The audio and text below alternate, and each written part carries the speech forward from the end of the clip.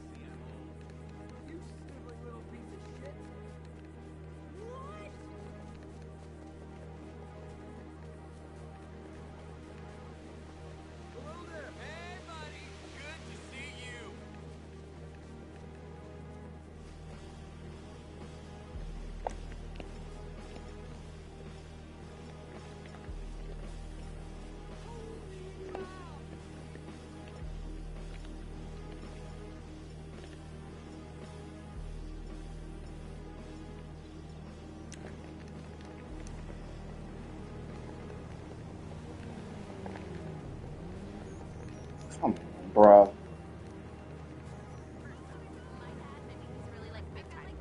Major player. Hello?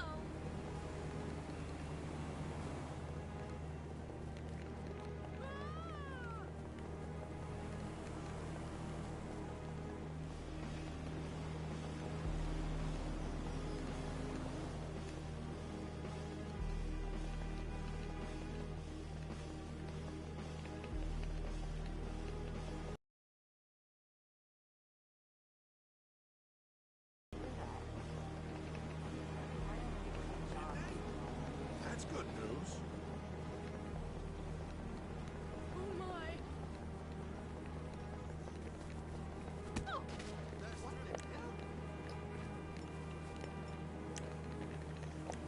Oh my God! Hey, hey, hey! Hey, buddy!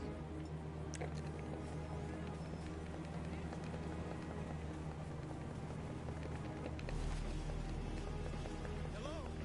So, what the hell happened? Well, I didn't take it.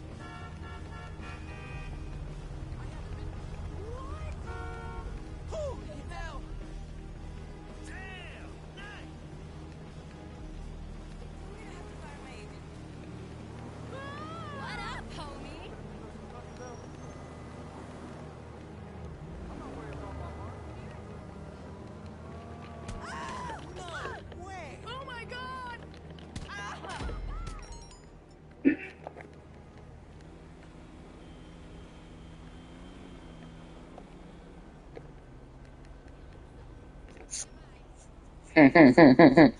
Of course.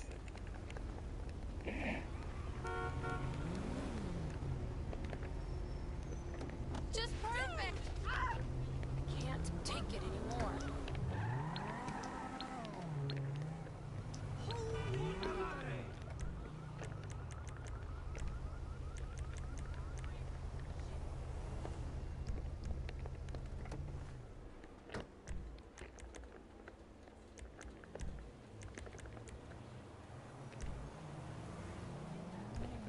Oh, something getting on my nerves.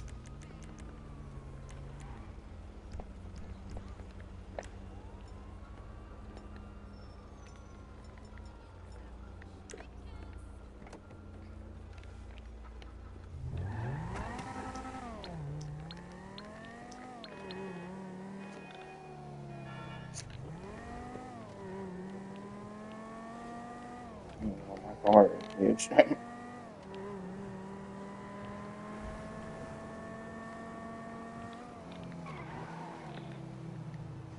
Can you calm down, please? Thank you. Thank you. Calm down, please. Thank you.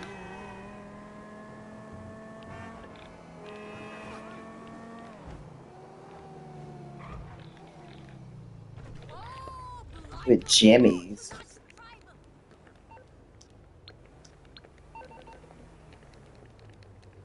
Need some Jimmy's. Do you have some Jimmy's? Trying to get some Jimmy's. You know what Jimmy's are?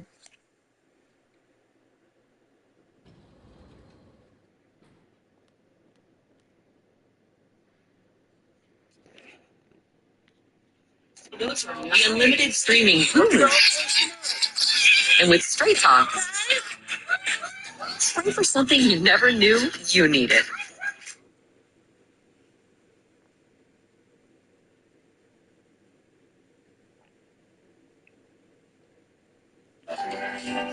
You might not need crypto, but when 3% of every swipe starts to eat into your hard-earned profit, and a year later became a hit Hollywood film.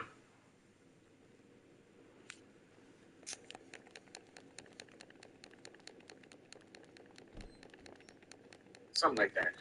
And they were talking about how and there's a documentary on Amazon about Polly Murray, and My Name is Polly Murray. And in that documentary, they were talking about how she was a professor at Brandeis when she was like in her 60s. Now, mind you, she came up in the early 1900s.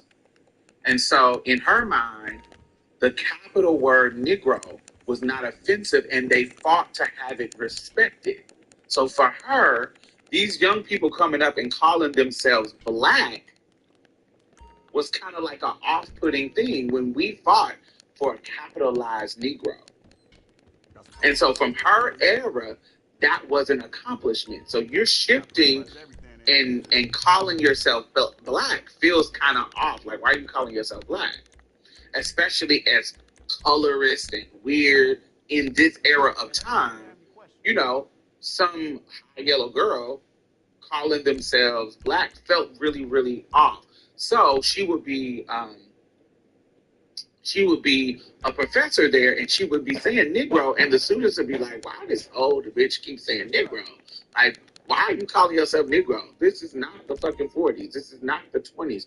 But to her, from her era, it was a word that they fought to have respected because they didn't used to calling themselves African American. African American instead of being called black. Even though at one point I'm black and I'm proud. Black power movement. Black was the word. But then I don't want to call myself black because I'm not black. And we you know how black people is. 1 minute they'll be fickle about shit. And so I want to respect my connection to Africa. So I want to be African American and da da da da da. So African American started to be mm,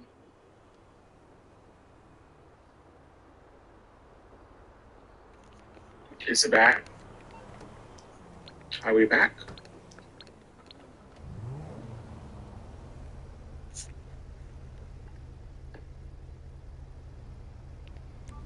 Are we back?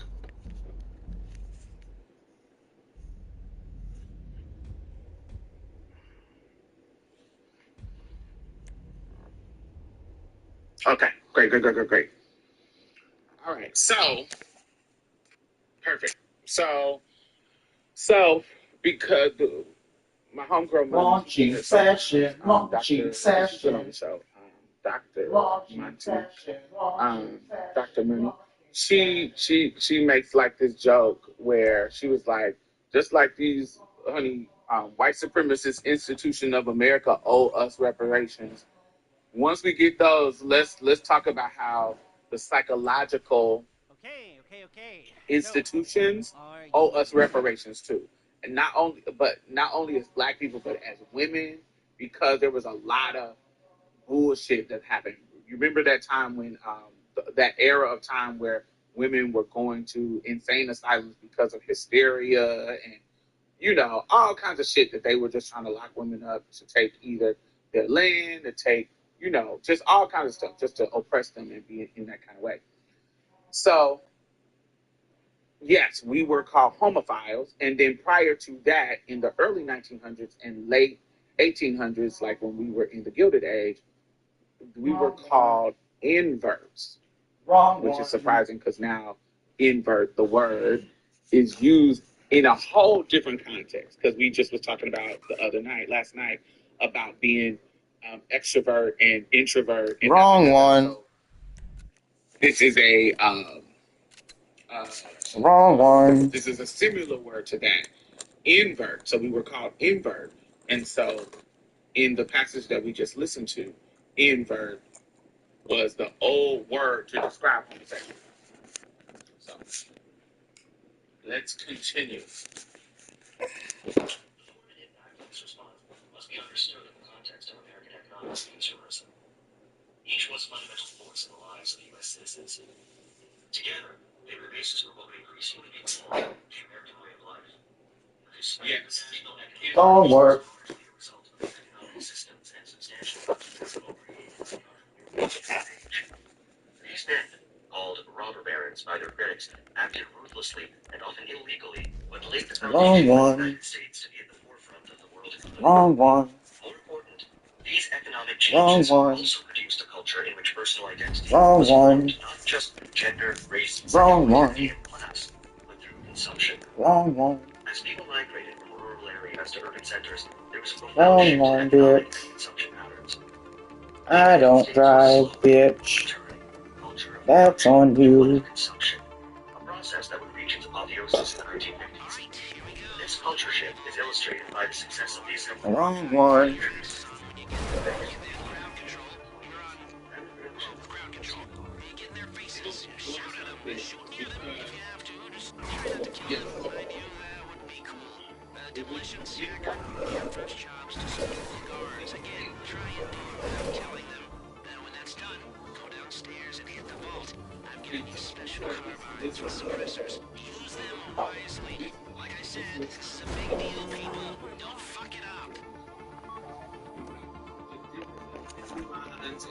Just all this kind of stuff. And there are these white kind of robber barons.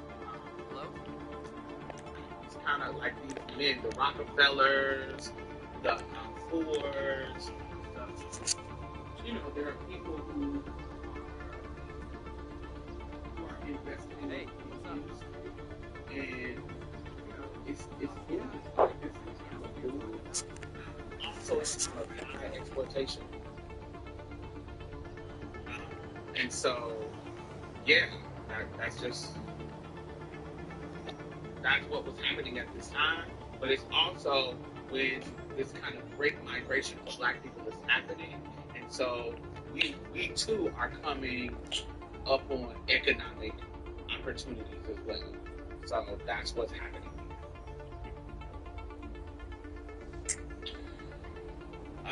You mean if you get on that bullshit, I don't play that in my chat.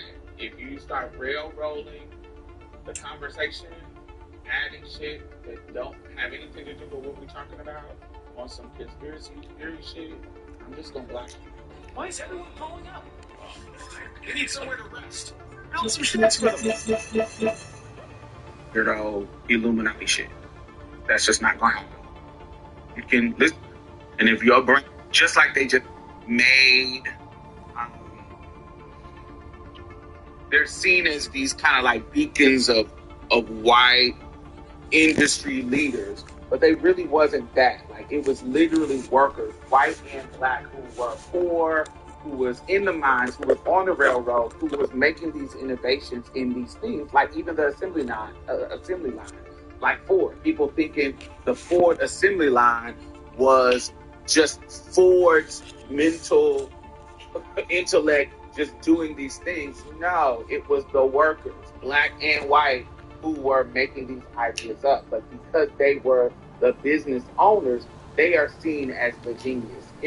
Imagine like like a Elon Musk. Business wise, he may be great in that, but it is the people around him who is he's hiring that is the genius behind these technologies. It is the coders. It is the engineers. It is the people that work for him.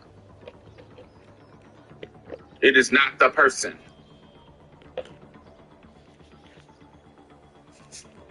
Does it make sense? Efficiency and relative worker safety made the Model T so inexpensive that by 1916, 8 years after its inception, 472,000 were sold. By 1918, one family of 13 owned a car. 11 years later, 4 out of every 5 families possessed one. Ford also broke with other manufacturers by offering the unheard of wage of $5 a day so that his workers could buy one of his cars. The interplay between mass production and mass consumption was later called Fordism. The invention of the car was transformative for American culture. It greatly increased personal mobility, thereby destabilizing patterns of living that were based on the biological family. More important, it gave people access to private space away from home. The 1912 song, Bump, Bump, Bump in Your Automobile, in which Willie Green and Molly May go driving, ends suggestively with the lyric, Molly May said she loved Willie Green. Best of all, she loved Willie's machine. By the 1920s, the automobile was fully established as a site of sexual freedom, especially for young people who now had access to lovers' lanes. This new innovation in romantic and sexual privacy was also a boon to those engaged in same-sex relationships. At the same time, the new wave of mass consumption worked with the cultural need to define and reinforce traditional gender roles. So I want you to clock that. Do y'all remember a couple of weeks ago when I talked about we were having a conversation about marriage and the history of marriage? And what they're just describing is how the automobile, okay, how the automobile became a private spot, a mobile private spot that can be utilized in these moments of like sexual moments. Instead of you having to go to somebody's house or be in the house and da da da da da. Do you see how these social stuff that we take for granted now, because we all got cars, we all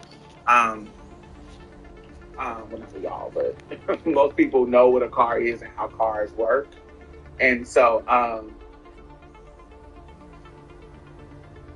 back in the day, I told y'all that we discussed that marriage went from a private negotiation to inside the home to an outside the home thing.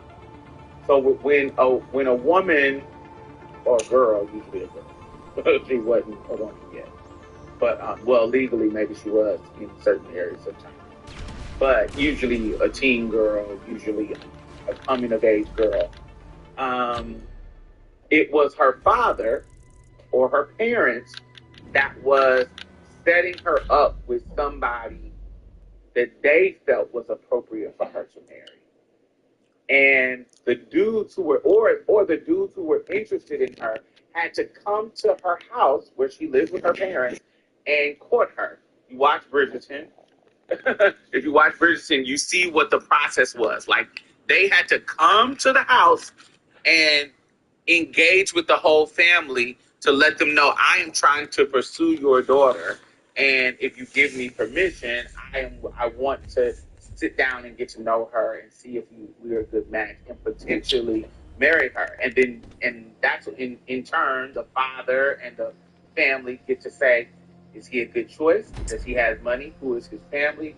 It was marriage was a property transfer. Absolutely. It was, I am giving permission for you to marry my daughter. And so the family's opinion and power on the girl's decision was really, really, really heavy.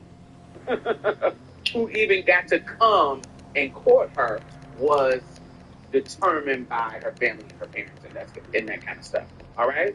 But once we get into this time where we are now we got the cars and we got it's not carriages anymore.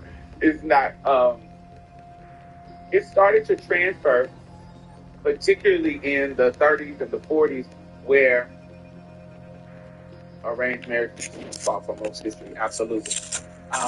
It started to go from the private sphere to the public sphere. Now, the man can come to the house and say, "Can I take your daughter out?" And they go out, leave the home, and got nothing to do with the family, and she goes and dates him and figure out if she wants to be with him on her own, without the family's input being directly involved, because he can take her from the home and date and take her out and woo her in other scenarios and other situations outside of the home. It used to be strictly inside the home. It was inappropriate for her to be out in the world while she's dating this man. Make sense? So it switched from being arranged and in the home, where you're courting somebody in the home, to where you're courting them out. And this is describing how the car was involved in that. It can literally come and pick you up and take you away from your family and take you to the juke joint. I could take you to a ball in a more classier setting. I actually can woo you in other ways. Yes. The gender of consumption never starts too early. By 1902, department stores had inaugurated Children's Day, and by 1926, the United States was the largest toy producer in the world. While there had always been some differentiation between girls' and boys' toys, the mass production and consumption of toys during this time became increasingly gendered. In 1916, American Boy magazine offered boys incentives for selling subscriptions, including erector sets, a Daisy air rifle, a rotary press, and even a big dick machine gun. Period. After World War I and through the 1940s, boys' toys were often military, while girls' toys taught them about motherhood. Dolls, in particular, were instrumental in teaching girls how to be mothers. In 1919, as much money was spent manufacturing doll carriages as baby carriages. As the national birth rate dropped in the late 1920s and 1930s, leaving many girls without younger siblings for whom to care, sales of baby dolls increased. This push toward traditional gender norms was, like the rest of the growing consumerism of the decade, an attempt to solidify the place of the heterosexual family as the cornerstone of American life. The organization, through mass consumerism, of American culture as heterosexual, middle class, and white, re-articulated a masculine, and by extension, American, manifest destiny. The car, as well as advances in other forms of transportation and the rise of the middle class, led to institutionalized vacations and formalized leisure time. With the rise of commercial beach resorts, mountain lodges, dude ranches, and other holiday destinations, vacations quickly became integral to American consumption and were structured around either family-based activities or heterosexual flirting and coupling. This gendered image intersected politics, society, and popular culture. It encompassed individual achievement, economic opportunity, nationalism, and imperial expansion as the American way. I want to stop right there because before they get so far away from the conversation of toys. So remember, the theme of this is the production and marketing of gender. Okay, so this is when people started to do what we know now as this kind of rearing, that this kind of conditioning that happens really, really early. Where girls get the easy bake ovens and the dolls, and everything revolves around them being in the kitchen and taking care of a baby.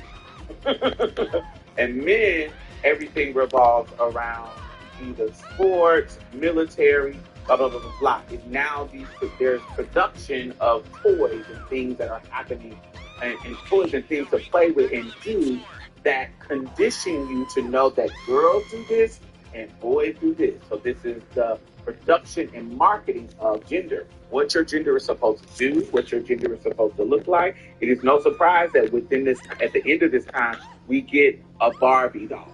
We get all these things that now are staples in our culture. But I don't know if they're going to talk about it. But I also we talked about this on one of the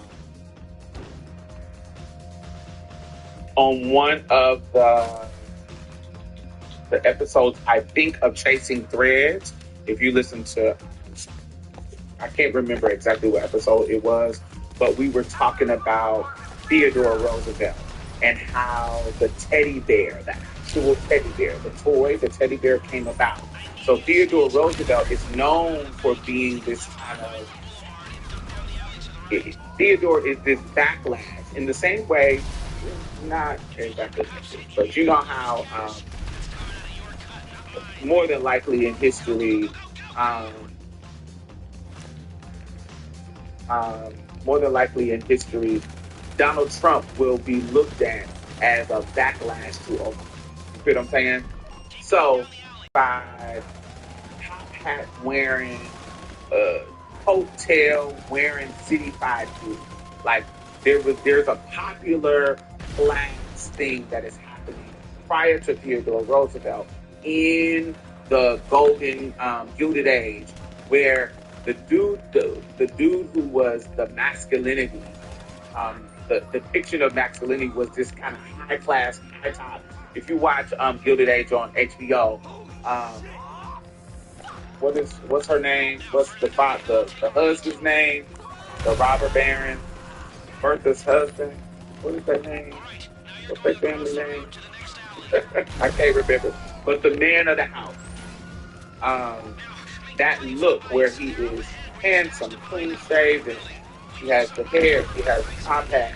He has not Rockefeller. I'm talking about the show. If you watch,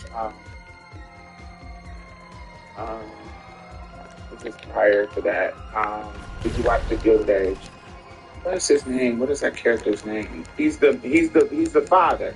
The Russells. Yes. So the man Russell, the man, the guy, Bertha's husband, the man.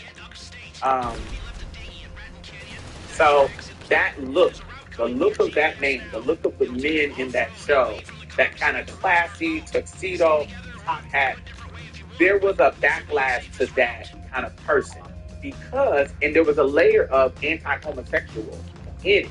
These men who were these high class, city-fied men, they're too dandy.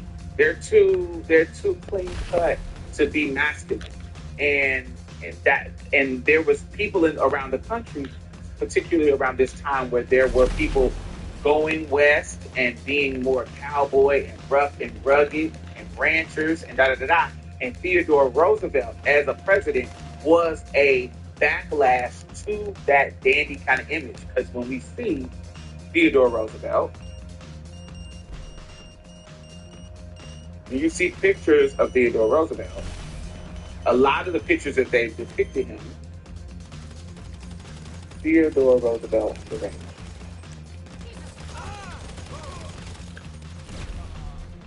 you will see him depicted out in the countryside.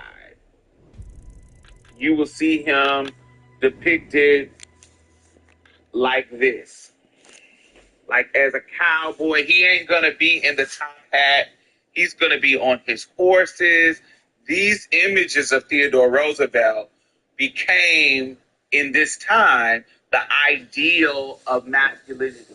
You are not in the top hat. You are not in the suit with the collared shirt, and the dandy, city-fied looking dude. This this this was the image that people were going for. The cowboy, the on the range dude. This was the ideal of masculinity. Got it?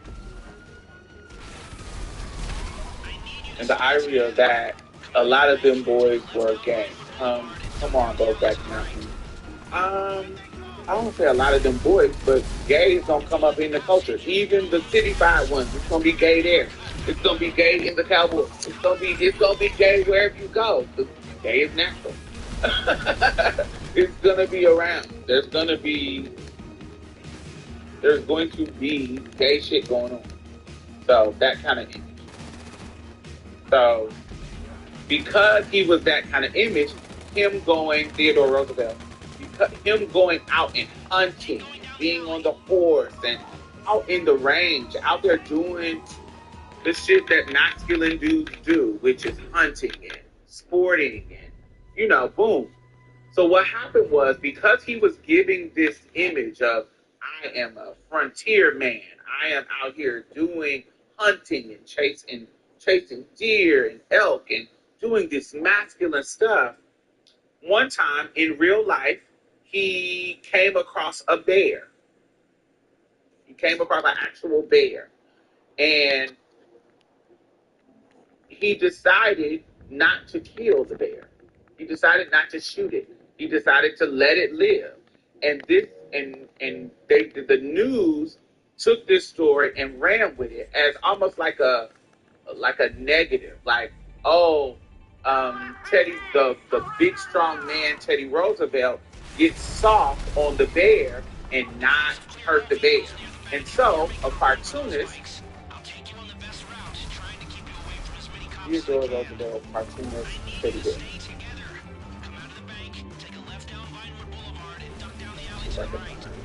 Yes. So a cartoonist. This is the guy's name is. Okay, this was 1902. I can't remember the artist's name, but this is the picture. So Theodore Roosevelt stops the bear from getting killed. Okay, he stops the bear. So they create this. The cartoonist creates this little bear, and they're trying to sell it like he is weak. So a toy creator, they have a toy store. He creates the teddy bear, and it becomes like the Elmo of the time. Toy maker creates teddy bear.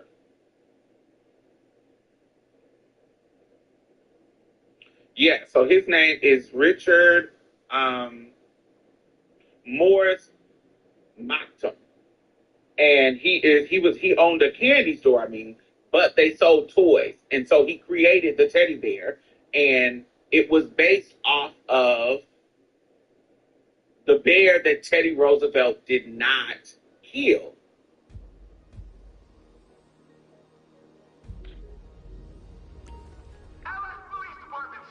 I didn't say a particular person. It was a type of person that he is the opposite of. So any president before them, that kind of city-fied dandy top hat person. And so they created this bear called the teddy. They called it the teddy bear, and it was literally the Elmo of its time, and it blew up in popularity because it was a bear. It was literally a teddy bear, and it was a cute little bear, and it just became this thing. And so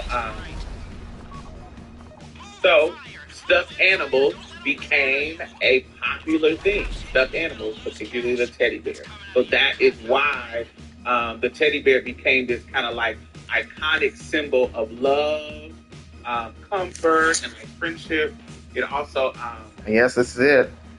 It was this thing that made him.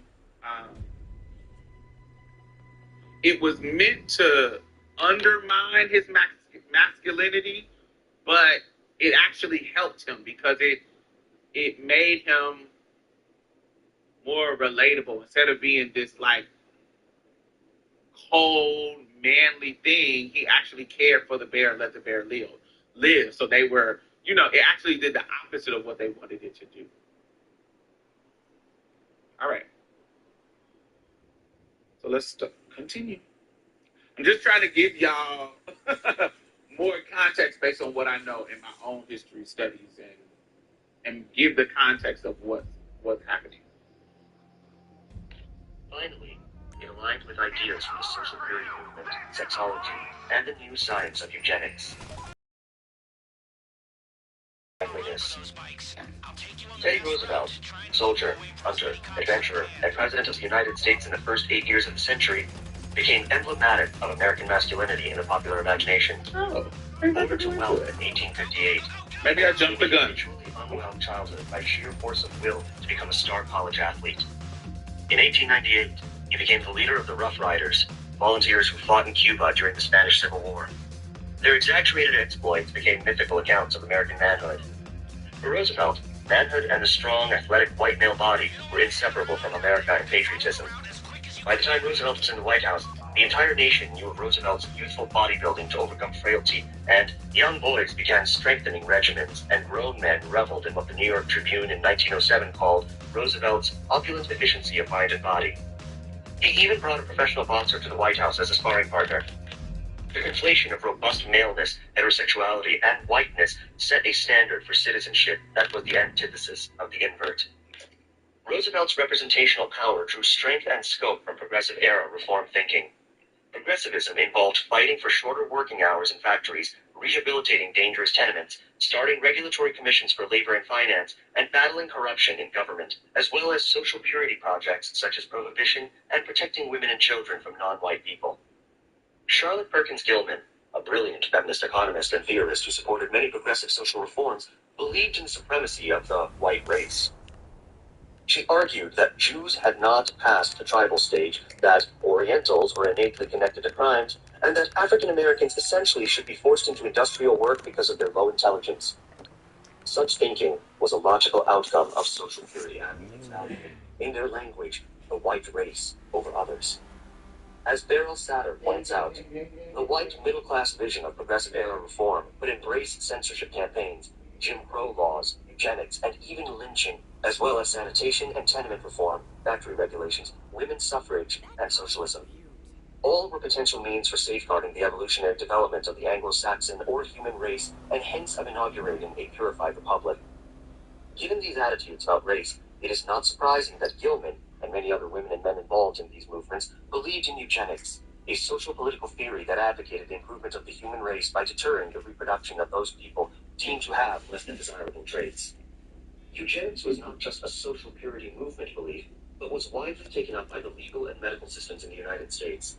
65,000 Americans were sterilized from the turn of the century into the 1970s, and in 1927, the Supreme Court ruled in Buck v. Bell that compulsory sterilization was constitutional for the protection and health of the state. Michael Amico notes that eugenics produced a scientific model of fitness that would be used for the next century to describe and limit the lives of LGBT people in numerous substantial ways. Okay. So, Buck versus Bell. Let's get into that too.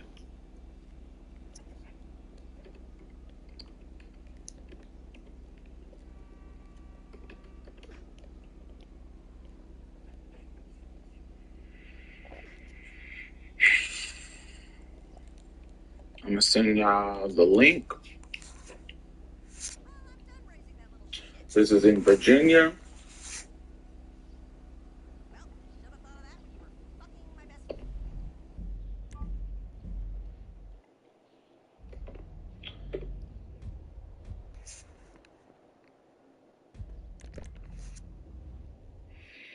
All right, so Buck versus Bell was a 1927 Supreme Court case that legalized forced sterilization of people deemed unfit to reproduce.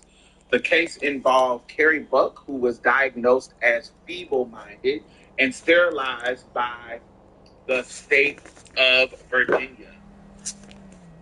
So there was if you look at the history of disability and just discrimination against disability and killing people because of disability, this is right at the root of those cases in the history of America when it comes to disability. Being considered feeble-minded for whatever reason can get you killed, can get you sterilized, it can get you institutionalized. So they justified it because we don't want to make these feeble-minded individuals, and so they won't have the quality of life. It's all this bullshit that they will make an excuse of, make it as an excuse to sterilize these people and kill them. But the real tea around the Buck situation is that they were fucking molesting her, and she had some Native American history, and so she was being molested by somebody in their family. And if you go deeper into the depths of the details of the case, and so she had got pregnant, and so the women and the men that were connected to her, even though she was slow. They were fucking molesting her, and so she was getting pregnant, and they fucking and all her kids were coming out slow like her, and so they sterilized her. That's what was going on, and that is Buck versus Bell. When you hear about reproductive justice and disability justice, you're going to hear. This is going to be one of those old cases that they bring up in regards to that they were trying to undo. Similar to like the Dred Scott case, where Brown versus Board of Education undid the the Brown versus the Dred Scott versus, I can't remember, Dred Scott versus somebody. That case, they undid it with Brown versus Board of Education. Yes. It didn't change. So when Buck versus Bell, when that decision happened, it was controversial and it was cruel. And so later on, the Supreme Court limited the ability that the state had to sterilize people. By the 1970s, most of the states had stopped all of their sterilization programs. Now, of course, like in Mississippi, there is a nickname of Mississippi hysterectomy or Mississippi something. I can't remember, but where they were sterilizing black women. One of the people who were affected by this is Fannie Lou Hamer, the famous civil rights icon of the 1960s. You know, the one that kind of interrupted and wore out the 1964 Democratic Convention. She was one of the people who they were forced to get sterile. And then not to mention what was happening in Puerto Rico. They were forcing them to get sterile. So this is a part of the history, that Buck versus Bell case. Their obvious unfitness denied them full citizenship and rendered them medically inferior, legally unequal, morally suspect, and socially outcast with no right to reproduce. Roosevelt embraced eugenic thought. For Roosevelt, masculinity and nationhood were completely tied up with worries about racial degeneracy.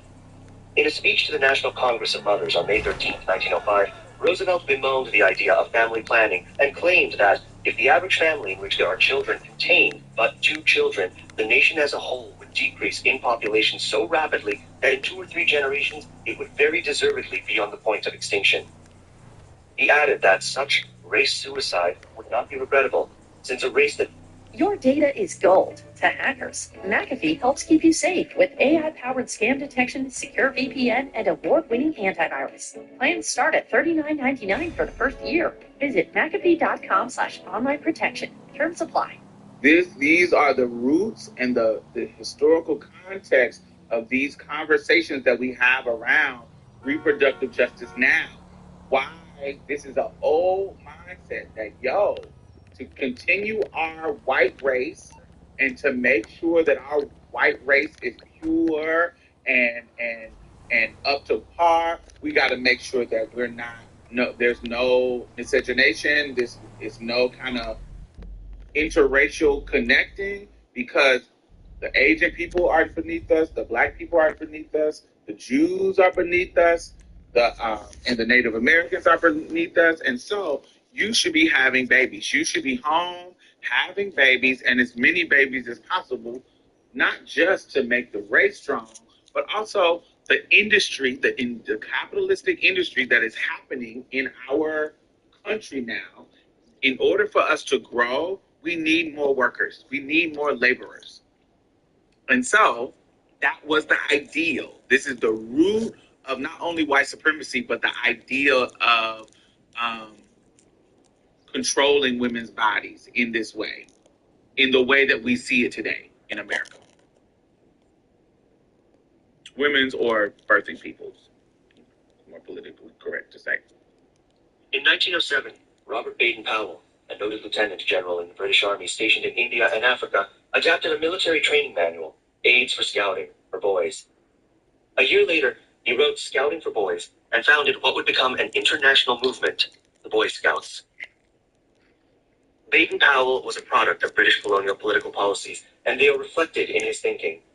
In 1896, in a book about one of his African campaigns, he wrote, "The stupid inertness of the puzzled Negro is duller than that of an ox. A dog would grasp your meaning in one half the time. Men and brothers. They may be brothers, but they are certainly not men." Like Roosevelt, Baden-Powell was deeply concerned with racial degeneration.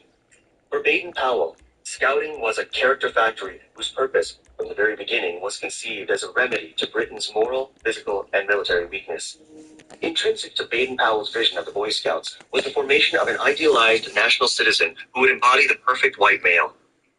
Baden-Powell's emphasis on national patriotism flirted with fascism, since as late as 1937 he was arguing for links between the British Scouts and the Hitler youth groups. He was overruled by the Boy Scouts International Committee. The production of the perfect male citizen, not unlike Ford's mass production factories, combined with the ideals of the social purity movement, produced a refined American national identity and bolstered a national concept of masculinity. The Scouting movement quickly moved to the United States and was formally recognized in 1910. It drew on the British movement, but combined it with two earlier boys' movements that were symbolic of the American West and the new American man. The Woodcraft Indians, founded in 1902 by naturalist Ernest Thompson Seton, and the Society of the Sons of Daniel Boone, founded in 1905 by writer Daniel Carter Beard. For Baden-Powell and Roosevelt, personal sexual immorality and racial degeneration were unarguably connected. Both men repeatedly voiced concerns that boys were being physically and morally harmed by social ills, including smoking, card playing, swearing, indecent literature, movies, public dancing, and sexual immorality. Echoing the concerns of religious guides for girls and marriage manuals, Guides for Boys suggested that young, impressionable boys were as susceptible to social threats as were girls. The widely read 1910 A Young Man's Guide, Counsels, Reflections, and Prayers for Catholic Young Men by Reverend F.X. Lasance makes a point of singling out masturbation. It is said of Onan that the Lord slew him because he did a detestable thing, as well as homosexuality. Remember also the fate of the cities of the plain.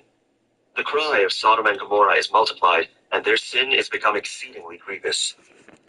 Yet unlike religious instructional guides for girls, which focused on what not to do in order to remain pure, the messages for boys in these guides were about becoming a man through correct action and belief. Lasance continually equates morality with traditional manliness. Manliness implies self-control, conscientiousness, moral courage, fearless discharge of duty in the face of obloquy and prejudice, firm determination to do what is right and pleasing to God. He routinely identifies the opposite of manliness as effeminacy. Religious tracts such as these were popular because they were a cunning mixture of the devotional, the instructional, and the titillating. They were not, however, the only popular genre that told boys how to become real men. Mass-marketed literature with engaging, adventure-filled narratives describing idealized masculinity were also popular. One of the most salient and durable manifestations, one that was to become pervasive in popular culture, began with the publication of Tarzan of the Apes in 1912. American writer Edgar Rice Burroughs created Tarzan, a British lord who, abandoned in the African jungle as an infant, is raised by apes and becomes Lord of the Jungle. Burroughs wrote over 24 Tarzan novels and avidly allowed the character to appear in newspaper comics, film serializations, and a massive amount of merchandising. So as he continues the conversation about Tarzan, I want you to pay attention to how all this shit that we talking about has an undercurrent of racism. Like when we talk about eugenics, and even when the other dude was talking about they are not even smart over here in Africa. They da da da da da da da da da. Y'all wouldn't even though it's kind of funny, y'all wouldn't even fucking bathing until Africans taught y'all how to fucking bathe. But anyway, I digress. But I wonder, when people always talk about why y'all gotta bring race up into this, race into everything. Race is a part of everything. And particularly in this country. Even the things usually that are like kind of mundane. When we think about like Disney and Tarzan, we was like, oh, this is just a children's cartoon or a children's book about a white man born, raised by wolves and blah blah blah. Most of the shit that these motherfuckers have created is rooted. The roots of it have some racist undertow to it. The popularity of the character was striking. He represented the unspoken fantasy of the innate superiority of the white male who was feeling attacked and beleaguered in early 20th century culture.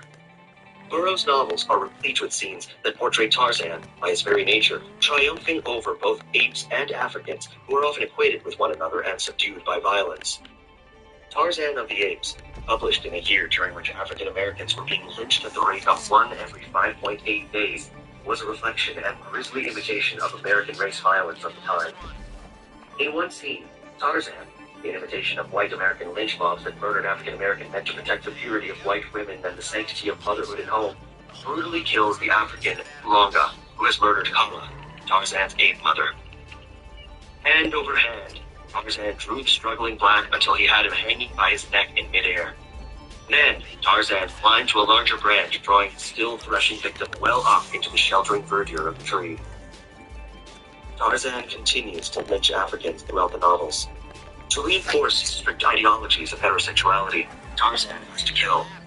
When describing Tarzan's killing habits, Burroughs is quite clear about what makes an ideal man.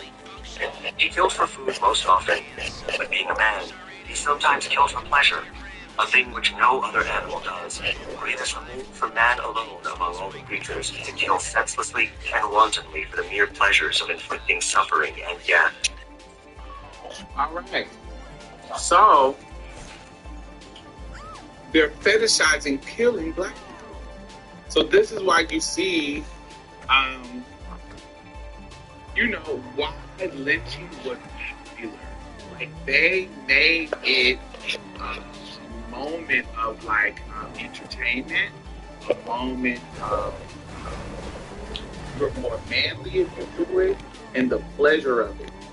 Like literally. It just literally, the disconnecting the humanity of the situation, even in the propaganda of the time, was making them feel disconnected from the humanity of these people, whether it be equating them to apes or equating their masculinity and harming these people, equating that to their masculinity. Like, so you can see the psychological rhetoric and propaganda that was making these people think that this is okay. This certainly is not what the social journalists endorsed, but it is close to Roosevelt's claims that worth, fight, breed were the requisites and qualities of a worthwhile race or nation. At times, the African American male and his primitive body were simply demonized as the black rapist, a threat to white women, who needed to be saved by the heroic, civilized white man. This is the theme of Marion C. Cooper's incredibly popular 1933 film, King Kong. But Tarzan is a more complicated character. His civilized, lordly heritage makes him smart, but his primitive jungle training, he continues to believe he is an ape until he meets other white people, makes him strong and manly. Burroughs' Tarzan series, 22 books in all, was aimed at men and boys. The superior white male in the jungle theme continued its extraordinary popularity in a series of 20 books that began in 1926 with Bamba the Jungle Boy. The Bamba series was written by various authors under the pseudonym Roy Rockwood. These books define the difference between white and non-white people by asserting that Bamba, who is white, has a soul that is awake in his body, but the souls of his native companions are sleeping. This religious rhetoric, which portrays a race-based conversion rooted in the body, is closely related to social purity thought. It also harkens to the ideology of the Boy Scouts, in which religious sentiment can truly reside only in a healthy and clean body. The Scouts, unlike the homoeroticized cowboys of the past century, were connected to nature, but were not outlaws. Rather, they were civilized, respectable, and admirable white heterosexual citizens. Consuming manliness. Public discussion about American masculinity is, at heart, about bodies. In the first 3 decades of the 20th century, moral degeneration, race suicide, and the threat of homosexuality needed to be combated by strong white male bodies. These decades also saw the rise of an American physical culture movement that promoted a strong, healthy male body available to any man who would work for it. In tandem with Roosevelt's personal story of physical transformation and the racialized fantasies of Tarzan, constructing the strong white male body was becoming a consumer industry. This new commerce in male bodies was started by Eugene Sandow, a Prussian circus strongman who became a London music hall performer in the 1890s. In 1894, he published Sandow on Physical Training, a how-to guide for bodybuilding. In 1898, American physical culture and health enthusiast Bernard McFadden began publishing Physical Culture, a monthly magazine that would grow into a publishing empire. Physical Culture offered instructions for physical exercises and promoted good nutrition, but its main message was warning men against drinking, smoking, gambling, masturbation, and non-procreative sexual intercourse. Physical Culture unashamedly praised the human body.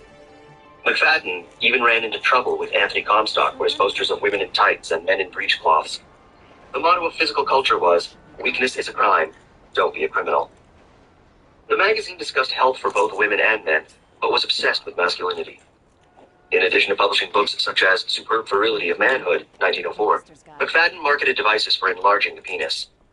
Throughout the first 2 decades of the century, he inveighed against homosexuals as well as other perceived social ills.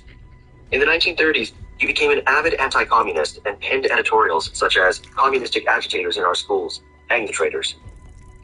This conflation of physical strength, traditional gender roles, heterosexuality, and patriotic manliness solidified a concept of manhood that increasingly seemed to be under attack. Threats included the increasing visibility of the homosexual, a more urban economy that valued masculine strength less than before, and the emergence of the independent woman. In the midst of all this, the country itself was at war. The rise of a military culture during these years, the Spanish-American War at the end of the 19th century, the invasion of Mexico in 1914 and 1916, the occupation of Haiti in 1915, and the United States' entrance into World War I in 1917 contributed to the cult of idealized heterosexual manhood. In time, the discussion of masculinity became increasingly sexualized, giving rise to an American visual culture that idolized the exposed, muscular male body as pleasurable in itself. Eroticized images of men appeared in a wide variety of venues. Covers and illustrations of books aimed at boys, mainstream advertising art, magazines, fine art, and physical culture magazines. For the first time in American consumer culture, the male image, once equated only with toughness, was beginning to be viewed as a sexualized object. Many homosexual artists took advantage of this cultural moment. Advertising art was one of the first to reflect the shift. The rapid class and social changes that were occurring mandated new forms of dress and deportment. For social and economic mobility, men needed to buy clothing that indicated class or business status.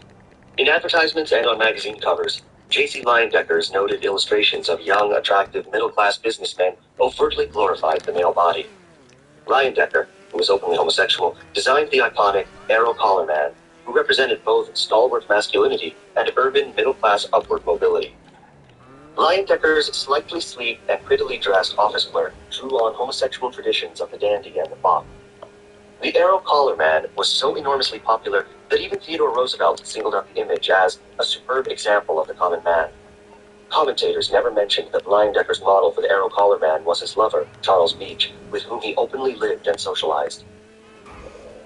Another homosexual artist of this era was Paul Cadmus, who often worked on government commissions from the Works Progress and Restriction, WPA. His raucous, sexualized images of obvious homosexuality, including murals such as The Fleet's Inn, 1933. There's a link to the Arrow Collar Man. 1933, and etchings such as Two Boys on a Beach, 1938, are considered important contributions to American pictorial art. The Fleet's Inn prompted complaints from the Navy and the public on the grounds that it gave a negative image of men in the armed forces. Ironically, even though the mural features a clearly homosexual character and interactions, critics more often complained about the female prostitutes. Consumerism for women also became culturally sexualized. The rise of the department store, with its beautifully arranged and often erotically enticing displays of luxury clothing and accessories for women, signaled a shift in how the average shopper thought about the acts of looking and buying. The pervasiveness of this new consumer mentality affected the economy as well as basic structures of sexuality and gender in everyday living. Women's clothing, and even lingerie, once piled on or behind counters, was now beautifully displayed behind large picture windows for the sidewalk public. In the first 2 decades of the century, women's groups, reflecting the sentiments of the social purity movement, routinely protested such displays. Some cities saw disturbances caused by men gathering outside department store windows. These shockingly new displays of public sexuality were common in almost all American cities.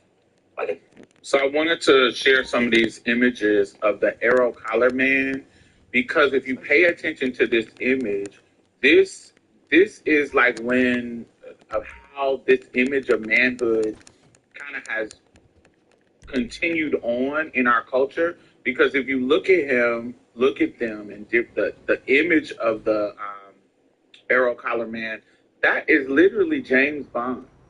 Like if you look at his image and look at what that image looks like, it's James Bond. Like it is literally what we come to know as like the clean cut, savvy, sexy, masculine man later on too. So it just keeps reinventing itself and looking like a particular type of white man.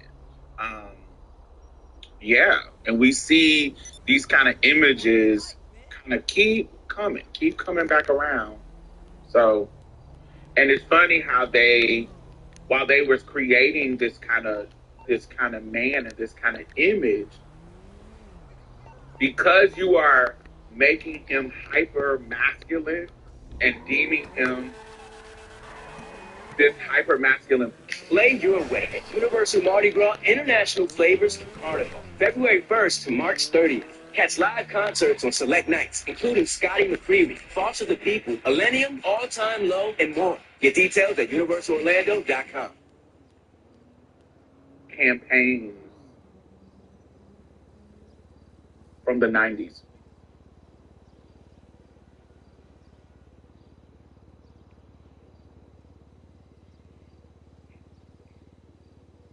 It has no choice but to look like men erotica. When you focus on the boys and make sure that their bodies is like that,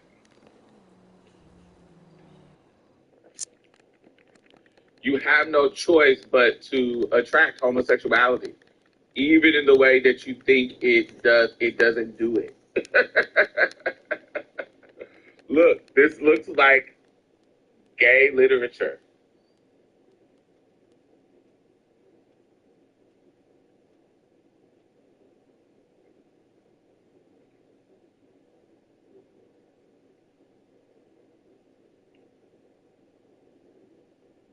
There's no way around it. You kind of, um,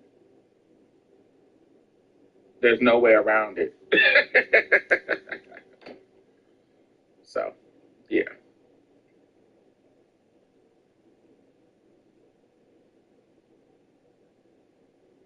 By the 1920s and With Kristen 1930s, Bell, the yes. art of window design and display was spearheaded by homosexual men who, like Leyendecker, drew on a tradition of homosexual aesthetics to promote this wave of consumerism.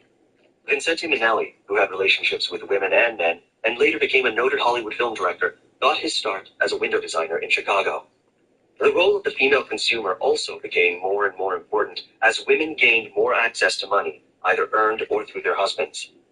In the popular imagination and advertising, consumption was continually linked to personal worth. The more money you had, the more you could consume, thus making you a better person. Consumer goods sold to women to enhance their attractiveness, lingerie, dresses, cosmetics, and luxury items such as furs, gowns, and expensive jewelry enhanced their social status. But they also reflected on the women's status within their heterosexual relationships as consumer goods themselves.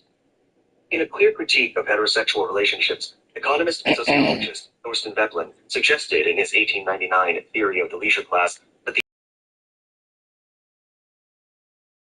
relationship of women, especially in a predatory society. Clock that T.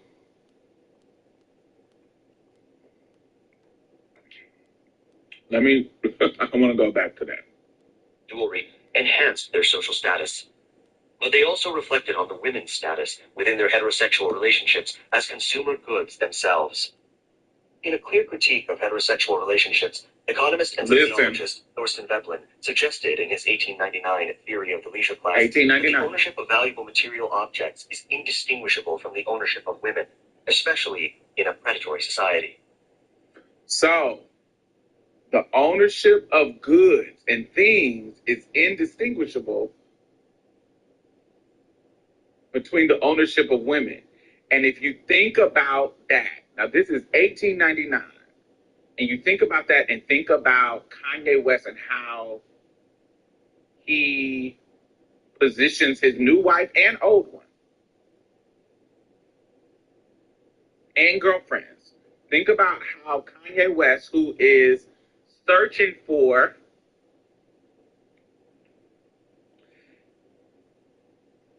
this access to this white manhood, to the privileges of white rich manhood, and he gets this money, and then he learns that there's another level of privilege that he wants to have access to. Look at how he positions his women after he gets money.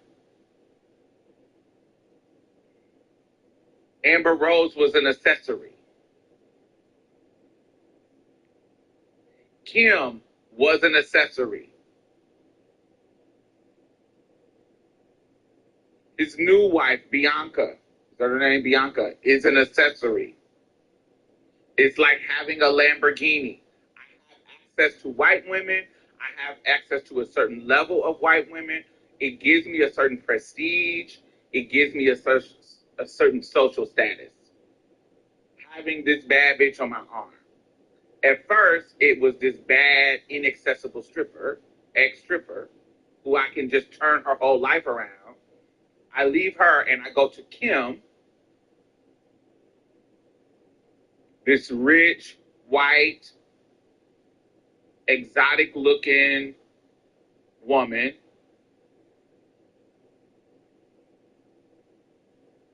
that we can be this powerhouse in fashion because I'm trying to build a fashion brand.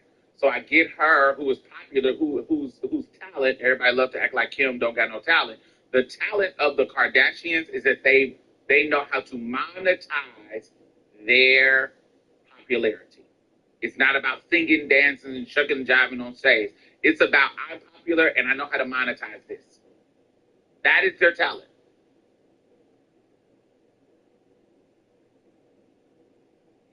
So I'm trying to build this fashion brand. Now I can style her the way I want to style her and build this thing that the relationship doesn't work out. I move on to somebody else.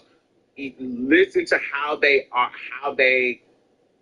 he's a perfect example of how when you're trying to get a certain status, women and your things kind of look exactly alike. Your object, your home, your car, your everything, as far as your worldly possessions, your wife is one of those.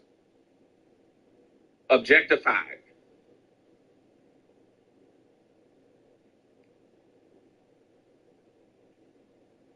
Men during this time were faced with a consumption culture that generated. That's why when Eartha Kitt said that Harry Belafonte told her, a black woman can't do nothing for me. I can fuck you, but a black woman can't do nothing for me. He needed a white woman because white, and that is toxic nigga shit. But also it could be negative, like we talked about Eldridge Cleaver in Solo Nice, talking about I literally practiced raping black girls in order for me to be more efficient in raping white girls. Because in society, he said in his book that society created him like this by putting white women on a pedestal and making them inaccessible. And so that's one person. And then when you get a little bit older, well, not older, a little bit further down the timeline, you got the Harry Belafontes and the Sidney Poitiers, who I want a white woman to put me in these spaces. We need, in order to seem like we have status, like these white men, we got to have a white woman solidify that status because that is what they have kept from us. So simultaneously devaluing the black woman, but while pedestalizing the white woman.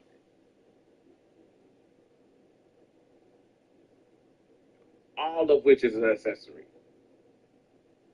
Generated mixed messages. for status. Class mobility was easier for single men since they did not have to support a family and thus had the disposable Yes, income and leisure Ren. time to engage in Frederick Douglass. activities that were indicative of a high-class status.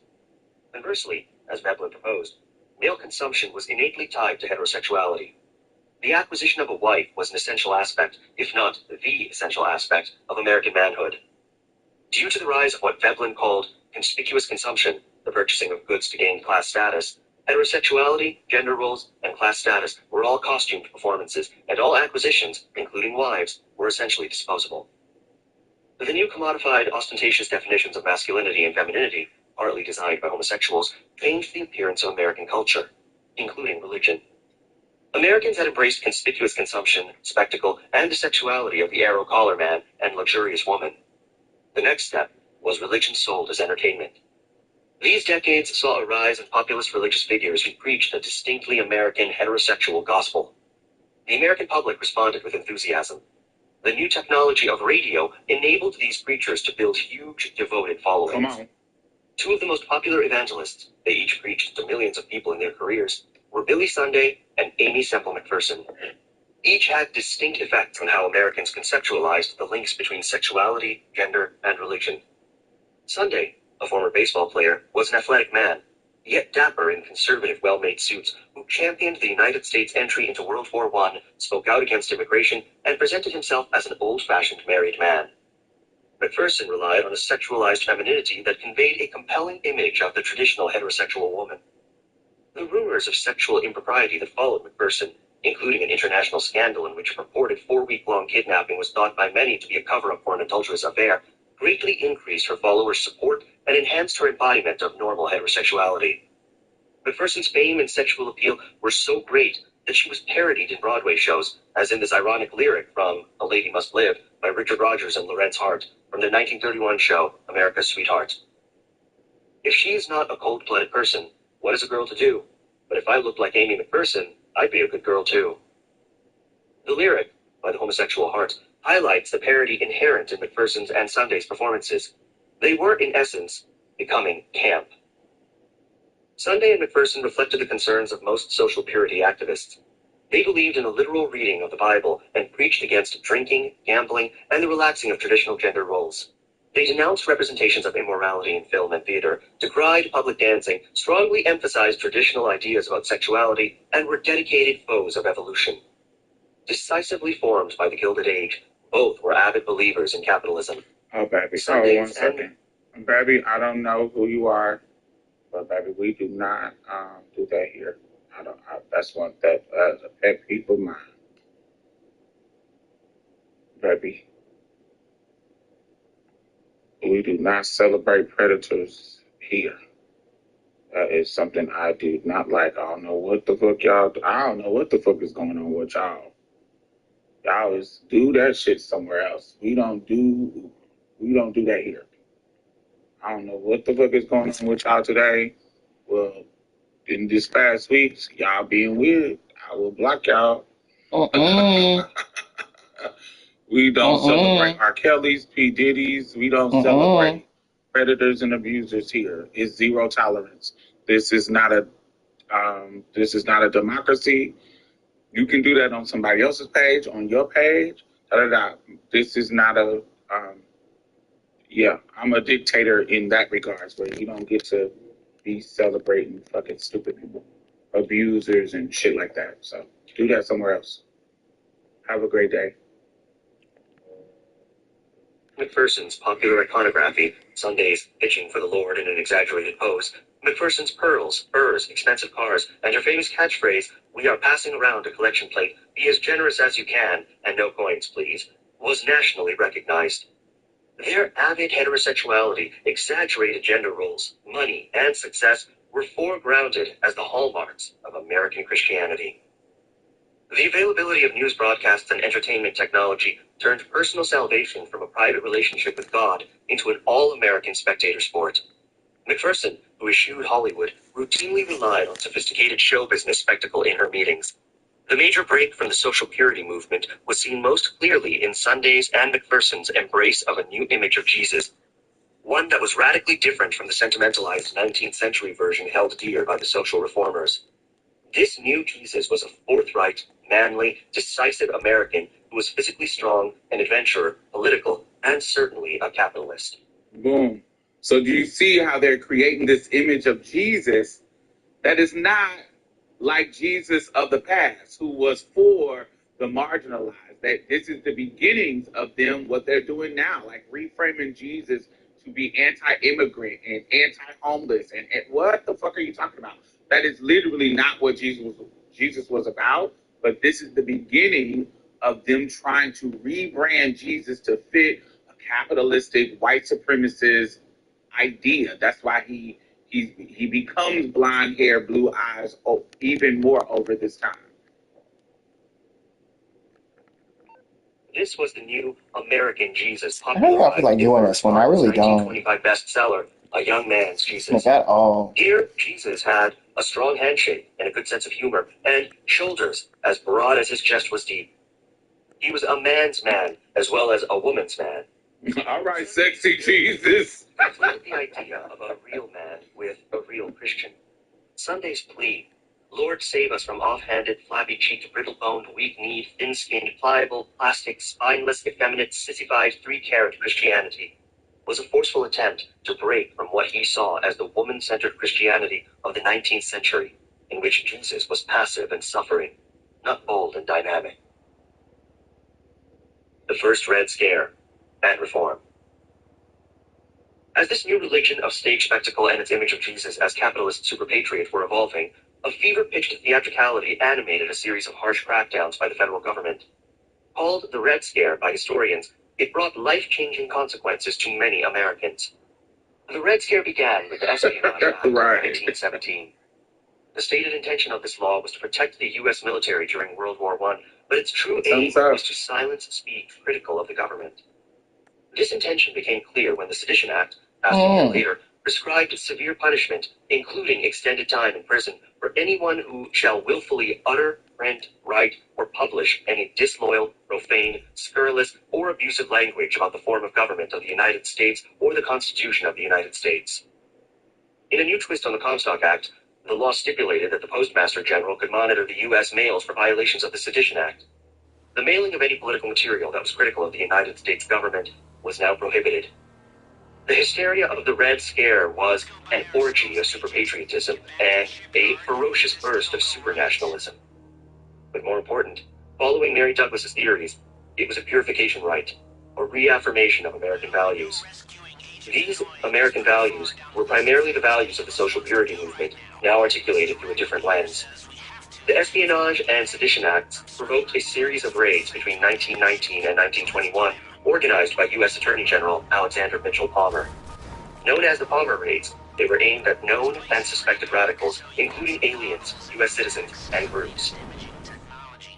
J. Edgar Hoover, newly in charge of the Federal Bureau of Investigation's General Intelligence Division, in the first year had collected 150,000 names of potential suspects. In the next 2 years, over 20,000 people were arrested, and 556 people, including Emma Goldman and Alexander Berkman, were deported to Russia. Palmer and Hoover cast a wide prosecutorial net. After W.E.B. Du Bois mocked their notion that African-American unrest was being caused by the Russian Bolsheviki, they began investigating the NAACP magazine, The Crisis. In 1919, Hoover wrote Radicalism and Sedition Among Negro Publications, a lengthy report that labeled The Crisis and similar publications as dangerous to the American way of life. Though often conceptualized as motivated solely by anti-anarchist or anti-Bolshevik sentiment, these government actions were a response to the social and political changes that had occurred since the later 19th century. They included the struggles of immigrants to become American, the push for racial equality for African Americans, the rise of organized labor, and enormous changes in gender roles and sexuality. The anti-immigrant sentiment, aimed at recently arrived European Catholics and Jews, dovetailed with the white supremacist and eugenicist thinking of the social purity movement. Most anti-red propaganda included pro-marriage and pro-family sentiments. In his 1920 Americanism versus Bolshevism, Ole Hansen noted that Americanism is founded on family love and family life. Bolshevism is against family life, and that Americanism stands for one wife and one country. Bolshevism stands for free love and no country. Royal Baker's 1919 The Menace of Bolshevism used language that was directly resonant with the social purity movement. The free love idea is undoubtedly the greatest attack against the female sex that has ever been devised. Even the lowest form of savages who indulge in the wildest spirit of cannibalism is far superior to such barbarism as this indecent, hellish state license. What has free love done for Russia? Every woman can be a legalized prostitute. Although rarely stated in anti-red material, clearly the new visibility of the invert, the mannish lesbian, and the pansy were instrumental in fueling panic over the sexual threat to the American family and domesticity. Cities were the prime location of suspected Bolshevik activity and presented many other threats as well. Large numbers of newly arrived immigrants lived in cities, as did many African Americans fleeing the South. Cities were also the place where homosexuals were present, evident, and establishing communities that struck at the heart of traditional gender and sexual norms. The Red Scare began in April 1919 and was essentially over by the late summer of 1920. The great Bolshevik threat never materialized. Public opinion turned against Palmer.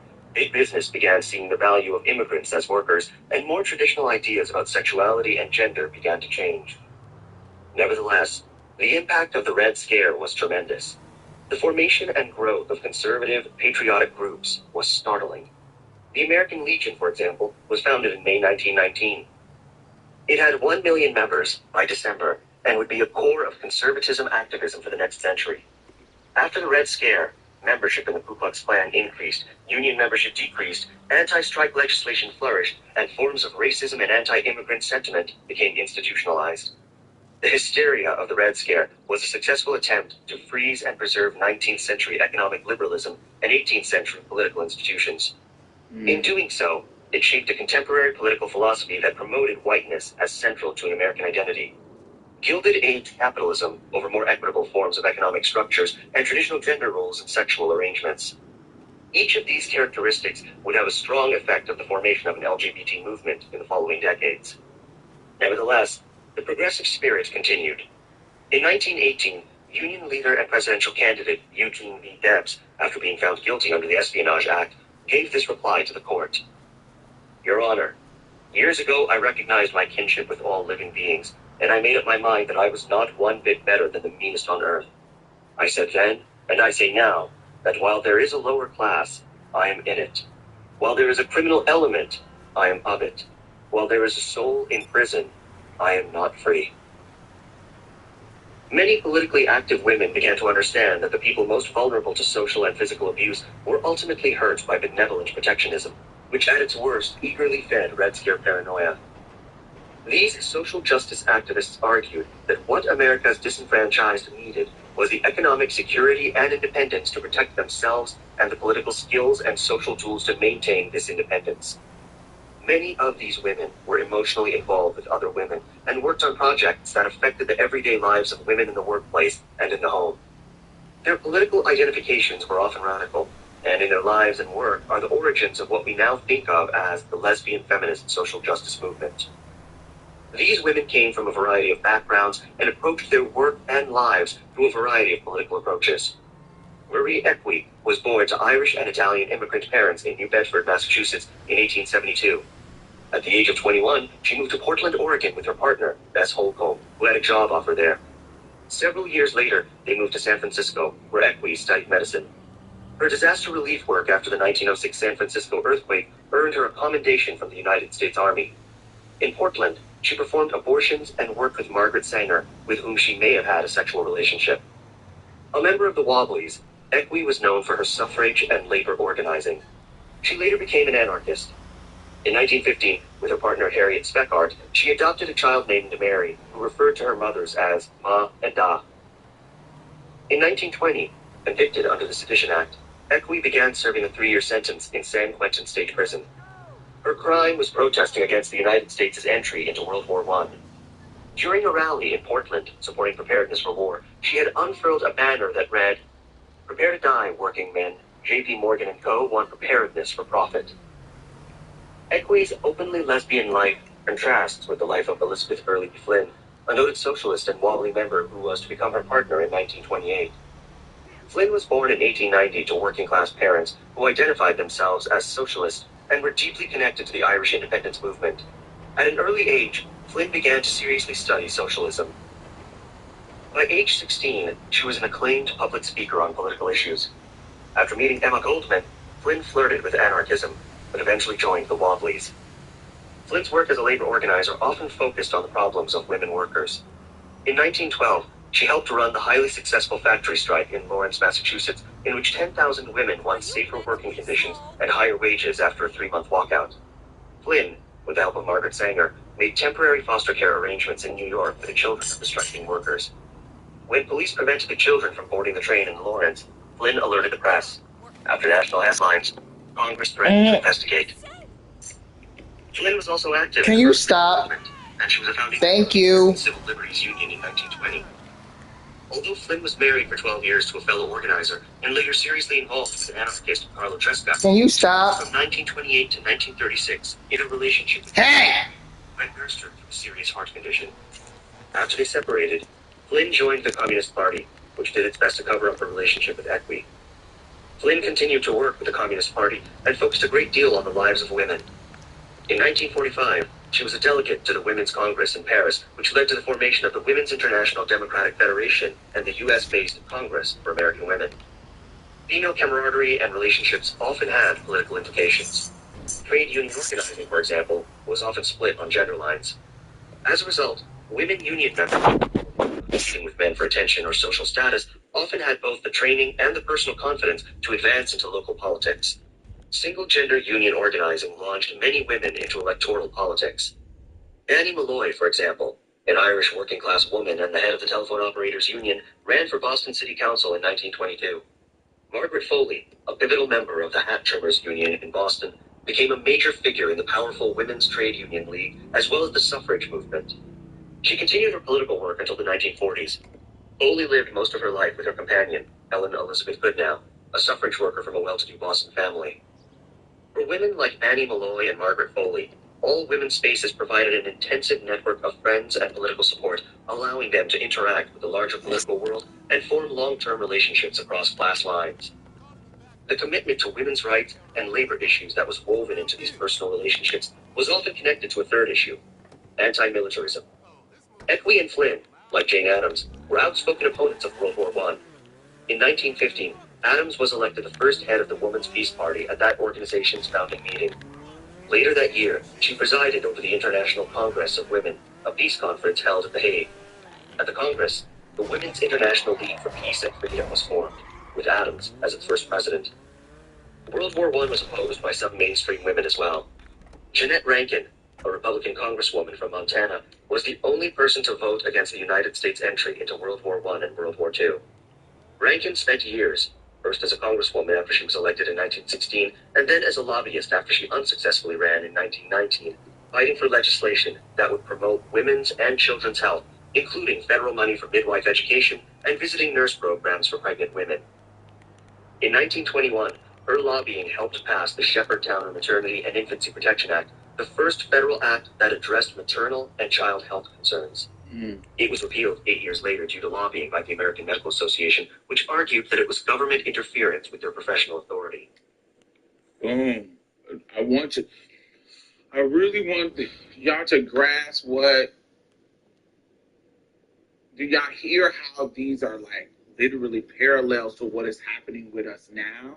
Even Margaret Sanger and them having an agenda to get white women more free and more rights, but while being like low-key lesbians and in relationship with other women, but being racist and not having a racial analysis, like that is literally what happens now. Like you have so many white queers who can be Trumpers. They can be even on our side and on the left and more progressive in regards to women, but not progressive in regards to race, or opposite. There's some people who are progressive, particularly black men, progressive in their mindset around race. Think like Dr. Umar and Boyce Watkins and Tariq Nasheed, and they're progressive in the mindset when it comes to race, but when it comes to gender, they really just want patriarchy to be exactly the same, but more accessible to black men. Same thing with white women. They want white supremacy to be exactly the same, but they want the power of white men. That's why black women, white women, and black men just works. Along with Flynn, Rankin was a founding member of the American Civil Liberties Union. While she had no apparent intimate relationship with a woman or a man, she did have a network of women confidants. These most notably included Catherine Anthony, whose biographies of Margaret Fuller, Louisa May Alcott, and Susan B. Anthony, no relation, won her acclaim, and Elizabeth Irwin, Catherine's lover, a progressive educator who founded the Little Red Schoolhouse in Greenwich Village. The federally funded programs in the 1930s and 1940s that were designed to care for children, workers, and the poor and disenfranchised have their metaphoric as well as structural roots in the work done by women such as Jane Addams and Lillian Wald. In addition to promoting the arts, these programs brought about reforms in labor practices, regulation of banks and financial markets, economic support for retirees and those unable to work, and child welfare laws. These reforms ensured a level of economic and personal security for many citizens who would otherwise have been severely disadvantaged. This shift from the private philanthropic sector to the federal government also engendered roles for women. Many of the women who became prominent in shaping the New Deal were lesbians. Esther Lade, a journalist, and her partner, lawyer Elizabeth Reed, were Eleanor Roosevelt's political mentors. Nancy Cook occupied a high position in the Democratic Party's women's division. Her partner, Marion Dickerman, ran for public office and was involved in education reform. Molly Dewson was influential as the director of the women's division of the Democratic National Committee. Her partner, Polly Porter, had a long history working in the suffrage movement. All of these women who were deeply committed to women's rights, progressive education, labor reform, racial justice, international human rights, and anti-militarism. The person who helped their ideas influence government policy, they were unofficially called the Ladies' Brain Trust, was Eleanor Roosevelt, the wife of the president, a close friend to all of them, and in many ways, the center of their circle. FDR's appointment, on Eleanor's advice, of Frances Perkins as the first female Secretary of the Treasury, and of Mary McLeod Bethune as Director of the Division of Negro Affairs in the National Youth Administration, making her the first African-American woman appointed to a position in the federal government, were groundbreaking. Eleanor Roosevelt's Ladies' Brain Trust was the logical outgrowth of earlier female support networks. These networks were ongoing and complicated. Political change originates in a multiplicity of intersections of the personal and organizational that are always the result of many years of social and political evolution. The historic moment in which Eleanor Roosevelt and her trusted friends were able to help shape national policy was the result of a wide variety of mainstream and radical groups that fought for social justice, as well as the complicated lives of all the women and men involved in these struggles. Eleanor Roosevelt had a deeply committed relationship with her husband that involved working together closely and raising 5 children. They also both had lovers and committed relationships outside of the marriage. Yes. For several years, Eleanor Roosevelt was romantically and sexually involved with journalist Lorena Hickok. Later, this relationship was replaced by a profound, if complicated, friendship. Hickok reported on Roosevelt's political work and, in 1959, authored a book for young adults, The Story of Eleanor Roosevelt, that details her former lover's life and work. Their letters give a profound sense of their involvement. On February 4, 1934, Roosevelt wrote to Hickok from the White House. "Hick, darling, I just talked to you, darling. It was so good to hear your voice. If I just could take you in my arms. Dear, I often feel rebellious too, and yet I know we get more joy when we are together than we would have if we lived apart in the same city and could only meet for short periods now and then. Someday, perhaps fate will be kind and let us arrange a life more to our liking, but, for the time being, we are lucky to have what we have. Dearest, we are happy together, and strong relationships have to grow deep roots." Roosevelt remained intensely involved with her Ladies' Brain Trust for decades. Later in life, working with the United Nations, she was deeply committed to international human rights. By the 1930s, after the advent of sexology, female romantic friendships were widely, and suspiciously, viewed as sexual and unhealthy. In addition, freer discussion of lesbianism and sex allowed female social justice activists and all Americans to understand gender and sexuality in a new light. Although her letters do give us a portrait of an intensely passionate woman, we can never know exactly what Eleanor Roosevelt felt. It is widely believed that, in addition to her affair with Hickok, she also had an affair with her bodyguard, Earl Miller, who was 10 years her junior. But we know that her close female friendships sustained her life and her progressive political vision. Oh my God, calm down. Political interests and passions Jeez. Roosevelt, unlike the women in the social purity movement, valued personal and social freedoms over the idea of restricting human behavior.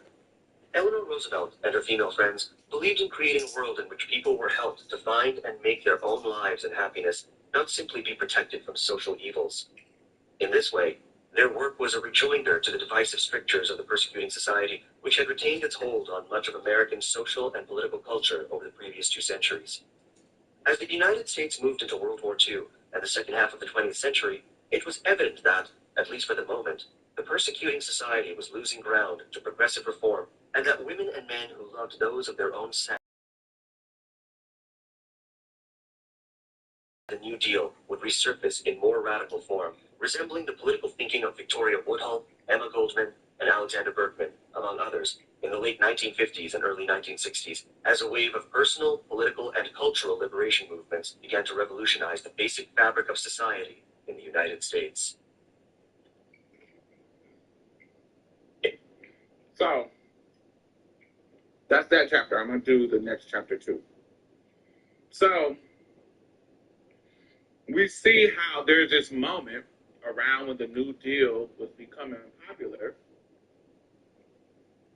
in this early 1930s, 1920s. So imagine, remember what's going on with Black folks around this time.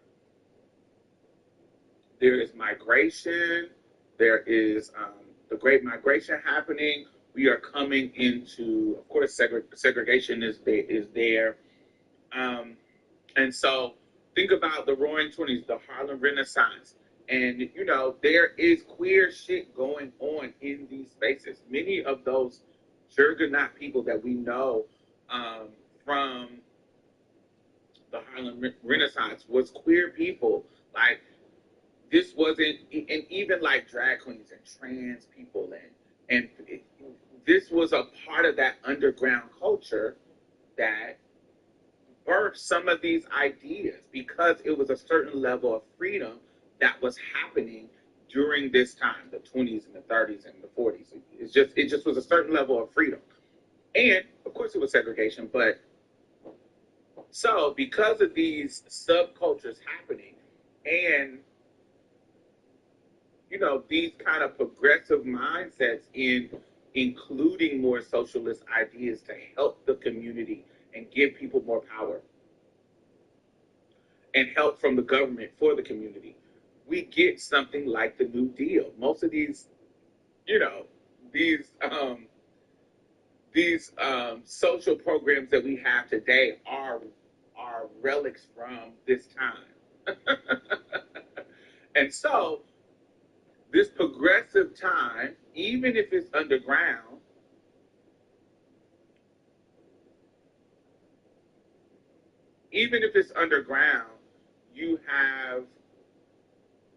you're going to have having a lesbian lover on the side, being a first lady, and you know this kind of lavender marriage that is happening, where she's literally the first lady of the United States, and even he had other lovers, so they were making this thing work to be able to kind of make these power moves and literally get the New Deal taken care of and put into the law, and you know these progressive ideals kind of go forward. Now you know that there is going to be a backlash. There is going to be a backlash. And so this next chapter talks about that.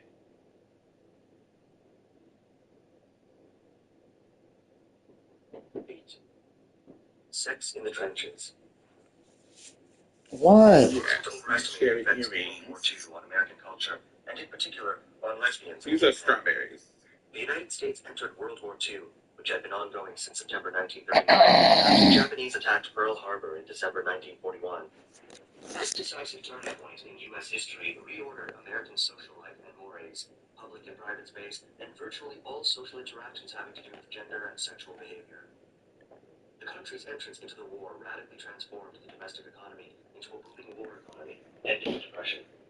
The war economy not only provided much-needed jobs for Americans, the unemployment rate dropped from No. 8.2% in 1939 to 4.7% in 1942 and 1.2% in 1944, but also stimulated production of manufactured goods and increased farm production. As military-related industries, such as shipyards, munitions plants, and aircraft manufacturing factories thrived, they provided employment for millions of women and men and drew workers to move from their towns and cities of birth. Between 1941 and the late 1960s, more than 5 million African Americans moved to urban areas, a shift that greatly helped facilitate the work of the civil rights movement of the 1960s. These changes posed fundamental questions of citizenship. Throughout American history, full citizenship, the ability to fully partake in the obligations of governance, including voting and defending the nation, as well as to receive entitlements such as equal protection under the law and access to state-sponsored programs, was influenced by a variety of factors. These included race, ethnicity, and religious affiliation, as well as gender, gender expression, and sexual behavior. The enormous challenges that the United States had faced since the turn of the century, including waves of immigration, the rise of cities, the Great Depression, and World War I, had redefined citizenship. It was now a society more tolerant of racial, ethnic, and religious differences, and one that was striving, however imperfectly, to embrace social and personal freedoms. War, gender, sex. Although new freedoms in the early 20th century centered increasingly on gender and sexual behavior, social anxiety about homosexuality remained. In some cases, they became more prevalent. Margot Canaday documents how fear of the single man, the non-family man, was conflated with male homosexual behavior by the Federal Transient Program, FTP, and the Civilian Conservation Corps, CCC. Both of these single-gender New Deal programs gave work to displaced adult men. Men living together generated anxiety, as did the imagined possibility of younger men being sexually exploited. This anxiety eventually caused the federal government to focus less on programs aimed at unattached people, and ultimately to avoid implementing policies that might be seen as enabling sexual perversion. Ironically, the first major change that occurred after Pearl Harbor was the massive relocation of men into the armed forces, where they would be living together. After the war began and conscription started, most Americans supported the war effort. By the end of the war in 1945, more than 16 million United States citizens and residents had joined the armed forces. 10 million of those had been drafted. Although the armed forces accepted men up to the age of 38, the majority in all branches were in their 20s. 35% of Navy personnel during the war years were teenagers. The majority of men in the armed forces were white, but other racial groups were also represented.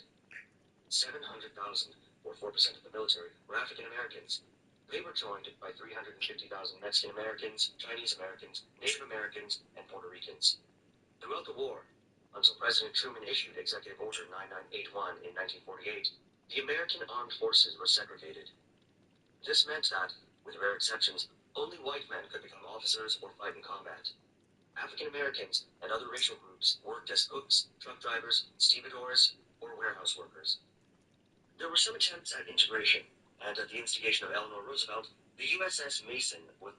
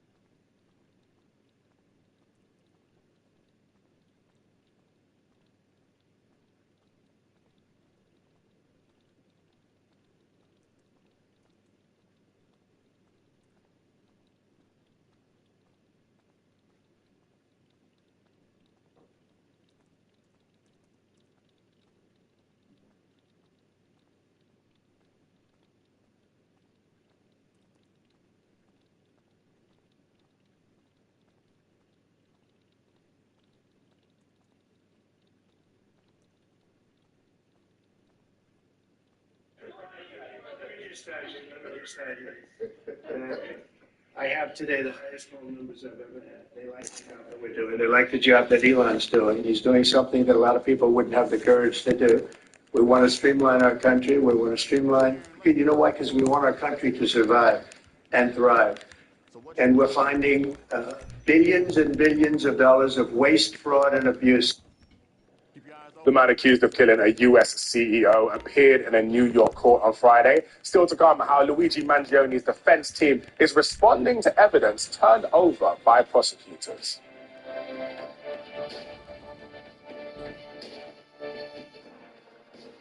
I got this $1,000 camera for only $41 on DealDash. DealDash.com. Online auctions since 2009. This PlayStation 5 sold for only 50 cents. This Pro sold for less than $34.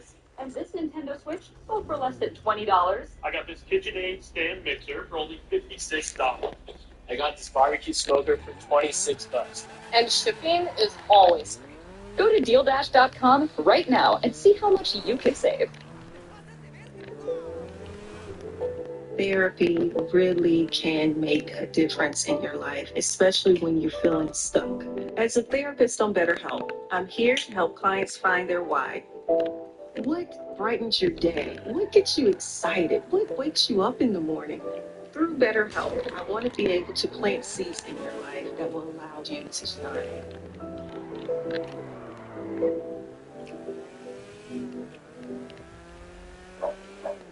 Person just like you. If I ever got hurt or sick, it would just break my heart.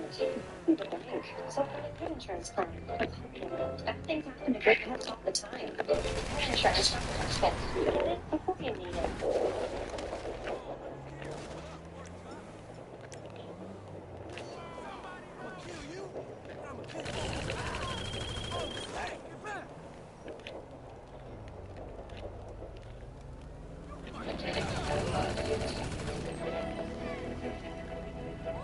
We're learning more about the evidence in the case against Luigi Mangioni, the man accused of killing a US healthcare CEO.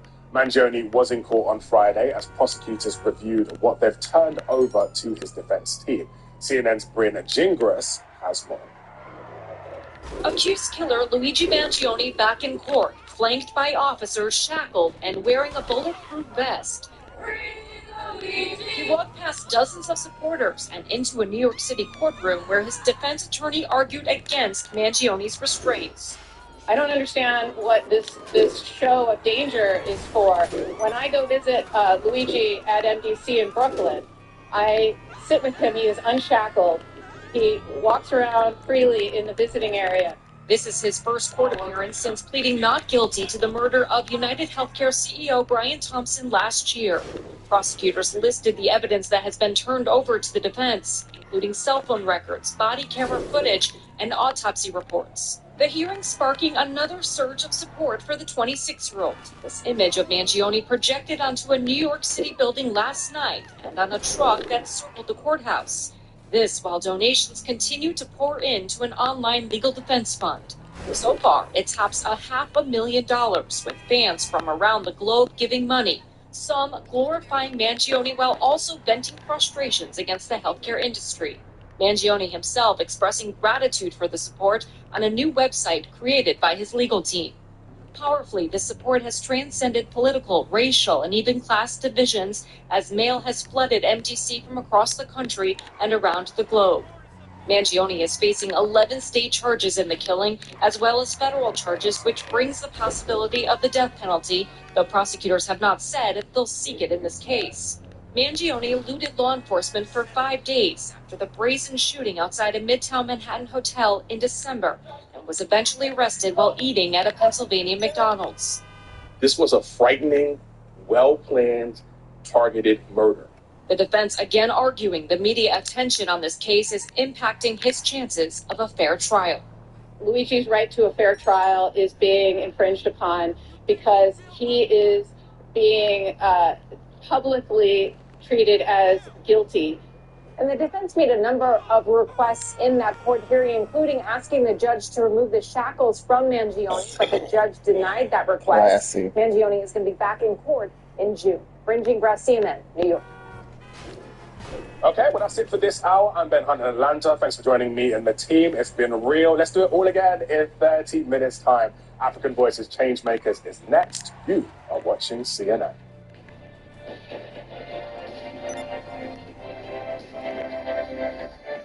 Cut it out.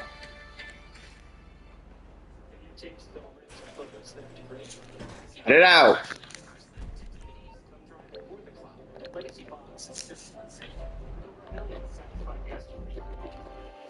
Visit legacybox.com. This is your DC source, bringing unprecedented access to the White House, Capitol Hill, and beyond. Follow Cajun for in-depth political coverage and analysis, and watch her on The Source, weeknights on CNN.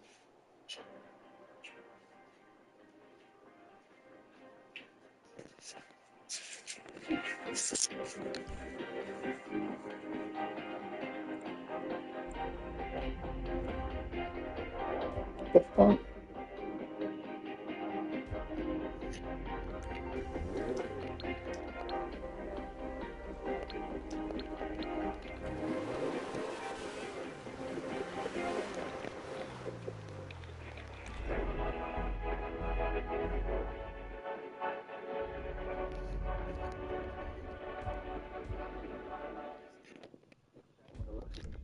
Tax experts. It makes doing our taxes online so easy. There's also this AI tax assist for help whenever you need it. I think I need it. Do your own taxes online with H&R Block and get unlimited expert help for free. Through HIMS, hundreds of thousands of guys are finding doctor-trusted treatment for their ED. In fact, we'll show you one. This is him. I'm him. Today, he really feels like him. I'm him. But he didn't always. Am I even him? So we went to hims.com and got ED treatment prescribed 100% online and delivered right to his door. Now every day, he feels like him. I'm him! Find trusted treatment for ED and start feeling like him. I'm him! Get started today at hims.com.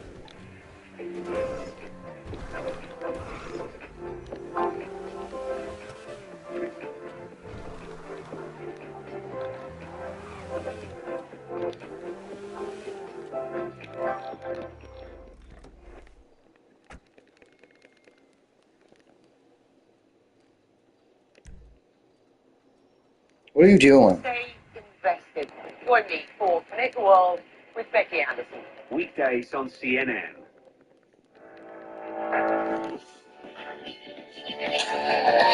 Fuck. Manned with an African-American crew trained to fill all of the ship's positions, not just cooks and mess hall workers. The Mason was nicknamed Eleanor's Folly. As men entered the armed forces, a major shift in gender roles occurred. With men at war, women were hired in occupations and positions that traditionally had been held by men, including office work and factory jobs. Previously, women's employment was often predicated on class and race. Many working-class women, including minority women, already worked because they had families to support. Ooh, clock that. So we talked about this in a couple of videos back too as well, where the fantasy of the tradition, there's a video that I have about the tradition. Like if you go to my main channel, I think it's one of the video, maybe not. Where I talk about just the idea of this one, the myth of the man,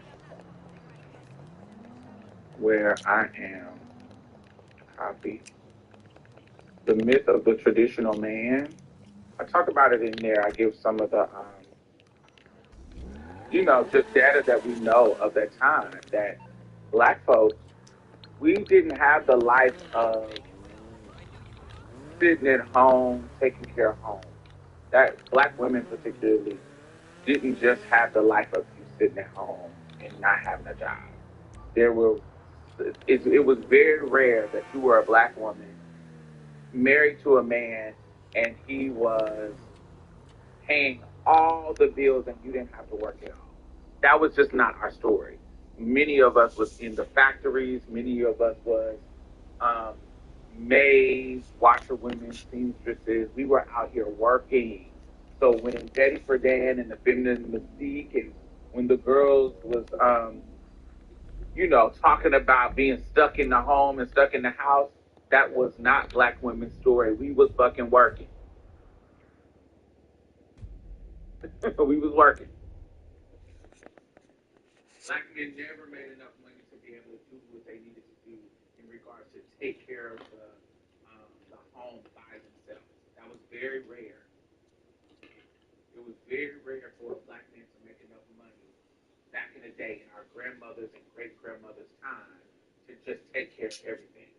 It's some of them, usually if they had the privilege of colorism, they had the privilege of, just different things. Some of them did, not all of them. Now, middle-class women were expected to work. When the war began, married women and mothers of young children were urged to stay at home. As the war continued, they too began entering the workforce. Before 1941, women made up less than 25% of the U.S. workforce, about 12 million workers. By 1945, that number had reached over 18 million, a full third of the workforce.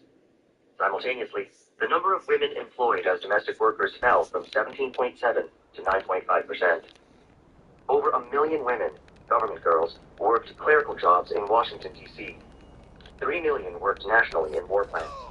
There was a 462% increase of women in defense industry jobs. After initial industry skepticism, women ultimately performed as well as men, and in jobs that demanded manual dexterity, even better. These women were seen as vital to the war effort as the fighting man. These workplace shifts substantially altered gender roles. Both front women workers were regarded as independent and strong. Government propaganda posters featured Rose Military with her masculine factory uniform and a kitchen headscarf, flexing her biceps as the was broken. We can do it. Images of women working heavy machinery and driving trucks routinely appeared in Life magazine and other publications. In a decisive break from the past, large numbers of women experienced independence, economic security, and psychological satisfaction. Women were paid less than men for the same jobs, but they were paid better than before, and for jobs not previously open to them. In 1940 Los Angeles, 55% of non-white women worked as help in white homes. By 1950, this number had dropped to less than 40%. Fanny Christina Hill, an African-American who went to work at a munitions factory, claimed, "The war made me live better. It really did. My sister always said that Hitler was the one who got us out of the white folks' kitchen." Once they entered the workforce, most women liked being able to support themselves or their families, find new communities, and acquire useful skills. Most gained a stronger sense of self. Many lived on their own or with roommates, away from their families, and conducted their social and romantic lives.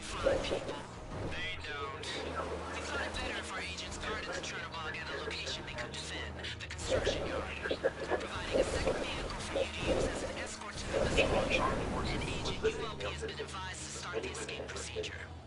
ULP received information from the foundry and delivered to Amos. Really, you were rescuing it before we were capturing it or shooting it first.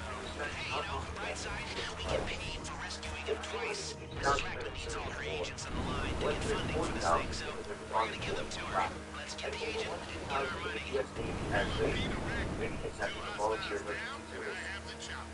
By 1945, 43,000 women had joined the Marine Corps Women's Reserve, and 10,000 had enlisted in the Coast Guard Women's Reserve, known as SCARS.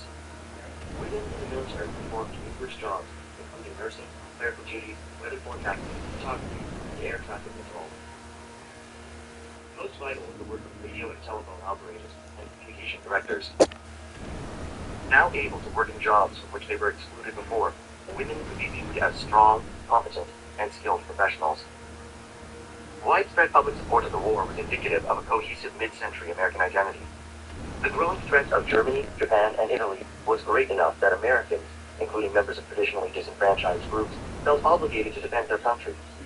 That is not to say the patriotism of minority groups was without fatigue. Large numbers of African Americans who had moved north for war-related work faced discrimination there, just as they did in the South. In 1942, the Pittsburgh Courier, the oldest African-American newspaper in the country, started the Double V campaign, arguing that victory over fascism overseas must be accompanied by victory over racism at home. The war drastically accelerated the massive movement of people that had begun with the rise of cities. Men moved from their hometowns to join the armed forces. With fathers, sons, and brothers overseas, and mothers, daughters, and sisters often working in distant defense plans, members of the extended biological family did not necessarily live close to one another. Increased contact with new people and ideas often challenged the religious and moral upbringing of these women and men. In response to all of this, many aspects of marriage changed. During the war, the proportion of persons never married and the median age of first marriage declined by as much as they had during the preceding half-century. One commentator called the skyrocketing rate of marriage the war disease. Between 1940 and 1943, over 1 million more couples than expected got married. Many of these marriages occurred hurriedly, as couples publicly declared their love for one another before the men left for war. World War II changed ideas about private and public, broadening the parameters of social promiscuity. It was now permissible to show deeply felt personal emotions in public. Crying as a loved one shipped out, weeping over a death, and other displays of emotional pain and distress were acceptable public behaviors. This was also true of sexual passion and desire, as illustrated by Alfred Eisenstadt's famous photograph, VJ Day in Times Square, in which a sailor is passionately kissing a nurse in broad daylight. Such behavior, unthinkable before the war, was now acceptable. Servicemen on leave, even if intoxicated, were respected by civilians. The emotional urgency of the war changed social and sexual expectations. Women could now socialize, even flirt, with servicemen in public venues. The female body, once seen as in need of protection, was now a fortified body that built ships and defended democracy. This was happening as sons, fathers, brothers, uncles, and friends were killed, wounded, paralyzed, and shell-shocked during the ferocious battles in Europe and the Pacific. The destruction of the male body was evident, even as government censorship shielded civilians from the worst images. In the national imagination, the nobility of the cause made these bodies heroic, highlighting the tragedy of their destruction. Images of fighting men in the popular press were a jarring paradox, extraordinarily valiant and extraordinarily fragile. Documentary combat photographs were often juxtaposed with pictures of shirtless men on battleships or in trenches, dirty, sweaty, and vulnerable. Images of patriotic men, many of them teenagers, dying for their country, highlighted their fragility and nobility. This new standard of national masculinity and its counterpoint image of strong women radically altered how America viewed men and women. An army of lovers. The physically and emotionally vulnerable new American man was a reality for men living under the stress of battle and threat of death. For the first time in American history, large-scale, highly organized, single-sex social arrangements were considered vital to national security. Men on battleships and battlefields lived together in close quarters with little privacy. The physical intimacy and stressful conditions often led to emotional and sexual intimacy. Servicemen in these all-male groups turned to their fellow troops for emotional and psychological support. The stress of leaving home, shipping out, active battle, and years of war allowed men to be vulnerable with one another in ways impossible outside of this environment. Servicewomen were undergoing similar experiences. Without men in their everyday lives, WAC and WAVE formed emotional friendships that were, perhaps, similar to the female romantic friendships of the 19th century. But now a more open culture encouraged awareness of sexual possibilities. Moving with new social freedoms, such as access to higher education, reproductive control, albeit limited, and the vote, make these relationships markedly different than in the past. Wartime conditions produced social systems appealing to homosexuals. Single-sex environments encouraged homosexual relationships. Lesbians, who were economically and socially intense but men, found the military invading. Homosexual men could now avoid their families' heterosexual expectations. Many men, including homosexuals, found outlets for their ability and talents in the military. The United Service Organization, USO, a private organization founded in 1941 to boost morale by providing recreation and other services to the military, brought entertainment to the troops and offered a place for men with theatrical interests. Director and actor Tyler Carpenter writes about how he was recruited to put together a series of USO shows mixing professional entertainers and enlisted men. When his heterosexual commanding officer discovered the projected cost, he suggested using recruits and drag to play the female parts. The benefits of military homosexuals were outweighed by the reality that sodomy was prohibited by Article 125 of the History of drag in the military. Article stated, any person subject to this chapter who engages in unnatural carnal population with another person of the same or opposite sex or with an animal is guilty of sodomy. Penetration, however slight, is sufficient to complete the offense. Anyone suspected of being homosexual, and thus presumed to be engaging in sodomy, could be punished under military regulations. While the code regulated the behavior of homosexual service members, it did nothing to keep them out. But by mid-1941, the Selective Service had instituted a policy to screen homosexuals from joining the military, although the policy did not always succeed. This decision had a complicated history. During and after World War I, in which there was little recruit screening, many soldiers were diagnosed with severe emotional trauma. Some of it was certainly shell shock, but the military thought pre-enlistment screenings could catch the worst cases. To avoid a recurrence, in 1940, the government, in conjunction with psychiatrists, including Harry Stack Sullivan, who was quietly homosexual, set up a psychological screening process to weed out men ineligible for military service. At first, this process focused on mental and emotional disorders. Little sexual practices, although effeminate men were suspect. As this Not clocking. Now I want y'all to clock in this, the last chapter and this chapter. You notice that there has been a lot of white gays behind the scenes in doing this homophobic shit. Like, they literally just was talking about him, who was quietly homosexual, creating these systems of barriers for queer people to get in the military. Like, they literally are a gay, there's gay evidence, there is a gay gatekeeper. It's put in a position of power to gatekeep gay people. It's so wild to me that there is so many of that. But that's in regard to sexuality, there's definitely have a difference where it's a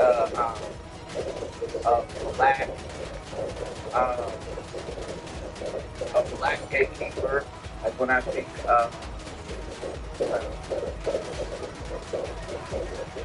founder of Mount by You need to do this, right?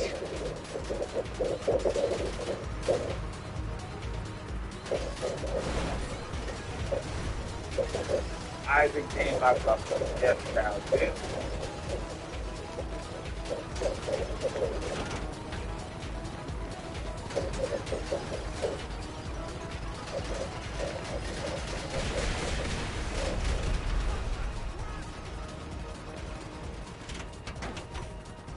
Isaac T. Montgomery is one of them people who he knew how to read. He just had these, he was privileged in learning how to read, and he served as the mayor of Mount Bayou in Mississippi. He started a black town in Mississippi, was a part of. He also he's the one who started, helped to start black people having to do the vote. He helped the white people establish that. And he was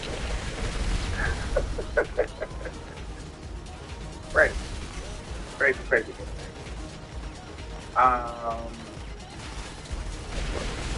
Yeah, let me tell y'all this about before I try to do this. This is called, this is a natural bath and body oil, and this is my favorite from their collection called in Philly. And I love this. This is just I just love it. It just smells so good, and it just makes my skin so soft. This is a black trans woman-owned brand. It's my homegirl.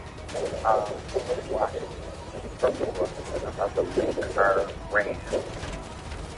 She does like body butter, bath bars, body mist, candles. She does so many things with it. Wow. It's not super expensive. And so if you want to support a black and one of the businesses of body care. Yeah, check it out. That is her website. Um, so what I have is the body I got the body cream too. I use that. I got that stuff. There's one called Praline and Cream, which is like that kind of edible smell. This is more like a soft powder, fresh fluid. I love looking to do that for me. But it's one called St. Charles. There's one called Lake Pontchartrain. It's different ones. So body butter, bath bars, body oil, body mist, candles, all that kind of stuff. So check it out. Anyway, I will continue to do this. I love it. Body oil is yes.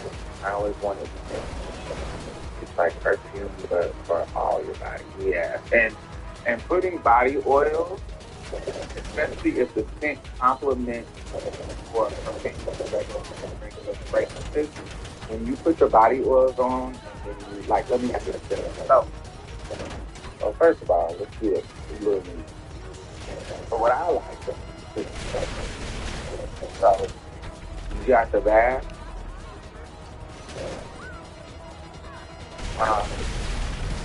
You get out the bath. I love it. I love it. Let me bring. Let me. So I put these on.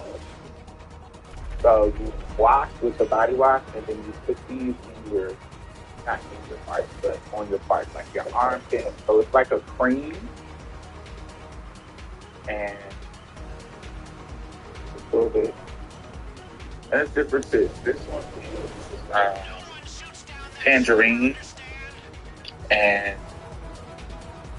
just a little bit.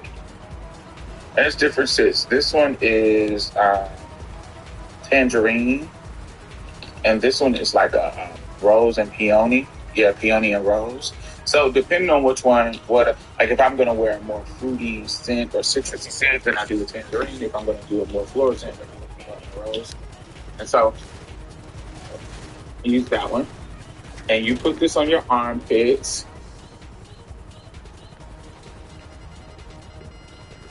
Boom, boom, boom, boom, boom, boom. This is like 72 hours, but of course, after you shower and wash. And this is my favorite aluminum-free deodorant, which is Each and Every. This is cedar and vanilla. So if I have like a vanilla scent that I wear, I'm going to usually put this on because it's vanilla, soft, and fresh. This one is geranium and snow mushroom. This smells more like lavender, even though it's geranium. But if you know how geranium kind of smells like lavender too, but it's a strong floral. So I'll do my floral with this if I'm wearing a floral scent. And if I'm wearing more of like a fruit-based scent, then I will do the raspberry and mandarin, the citrus and berry. So I'm currently wearing something floral. So all three of these scents I use depending on what kind of fragrance I'm gonna wear for the day. So because I'm wearing a floral, as I do with y'all, as I talk with y'all, I'm doing this one. So after you put that cream on, then you put your deodorant on.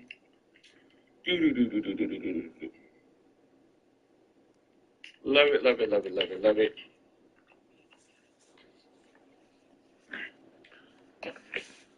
And then you follow with to moisturize you all over your body with this. And then whatever fragrance you're gonna, because these are kind of light. Whatever fragrance you're going to wear,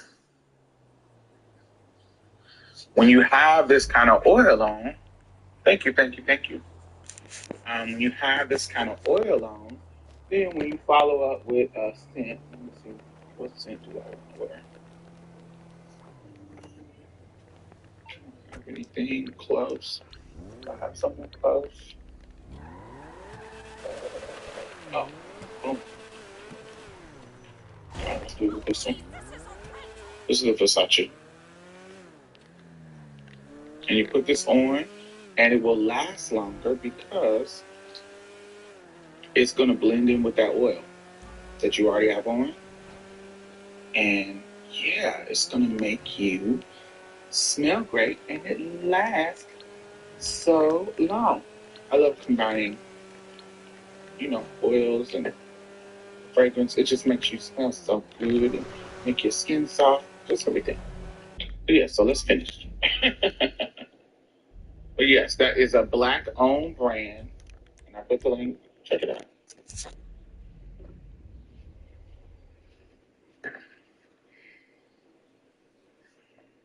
Black trans-owned brand, black trans woman.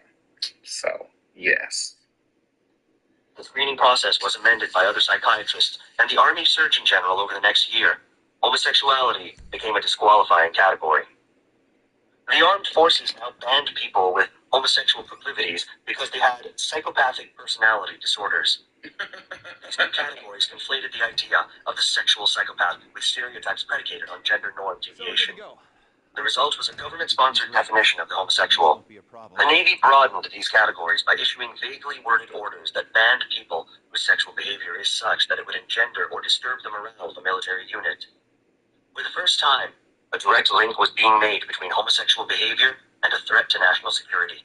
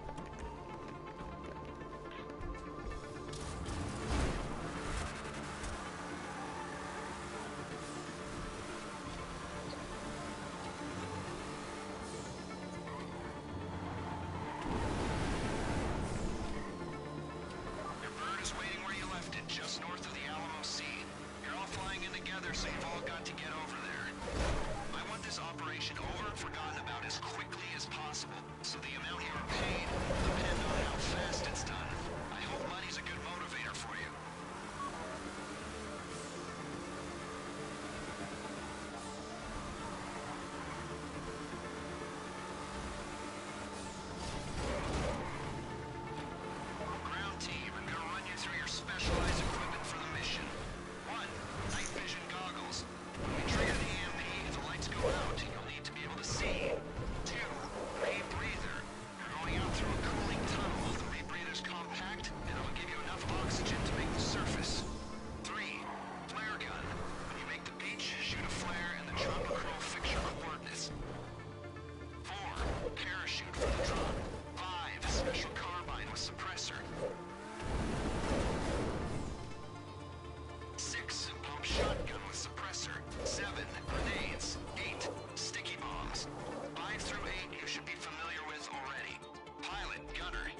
carrying.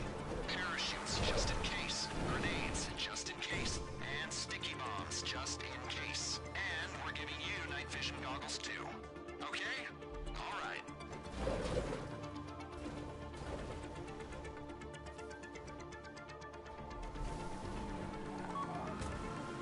You know as well as I do, this operation is the product of hundreds of man-hours and millions of dollars. Unless you believe in string theory and an infinite multiverse, this is our only shot at this. All that work, all that money, for everything, or nothing. That's a lot of pressure for 4 people to shoulder, but pressure can turn shit into diamonds. Or it can turn diamonds into dust. What's it gonna be today? I've got faith in you. As much as you can have faith in a ragtag bunch of reprobates, hastily assembled and motivated solely by their greed. Well, their greed and their bloodlust. You don't talk much. Probably don't listen either. But you're effective tools. Let's see if you can plug one last hole for me. Be my tool one last time.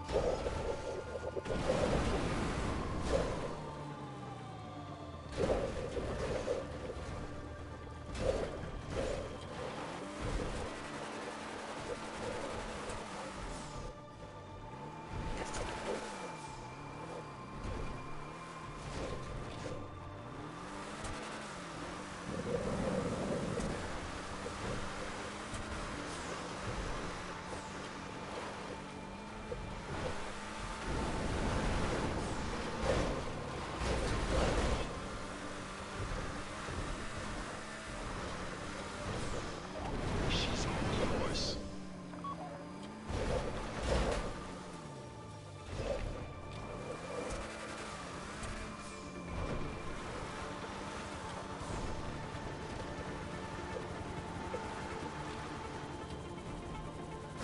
Okay, here we go. Pilot's taking the controls. Aerial gunner gets first choice on position. Side-facing minigun placements are in the rear. High-cal explosive rounds in the co-pilot's seat. Keep in mind there's a longer fire return interval on that one. Ground team, you take the last 2 positions in the bird and you get ready to jump.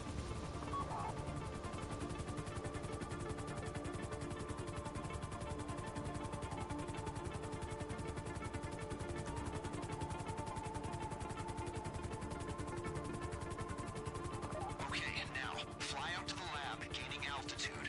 You'll need to be high for the ground team to hit their drop zone, and for your bird's electrics to be clear of the EMP.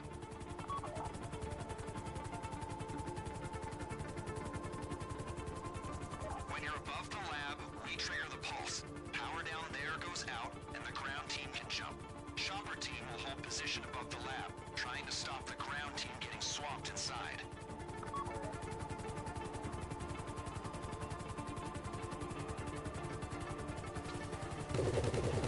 Elia Cohen, 40-year-old Tal Shoham, 22-year-old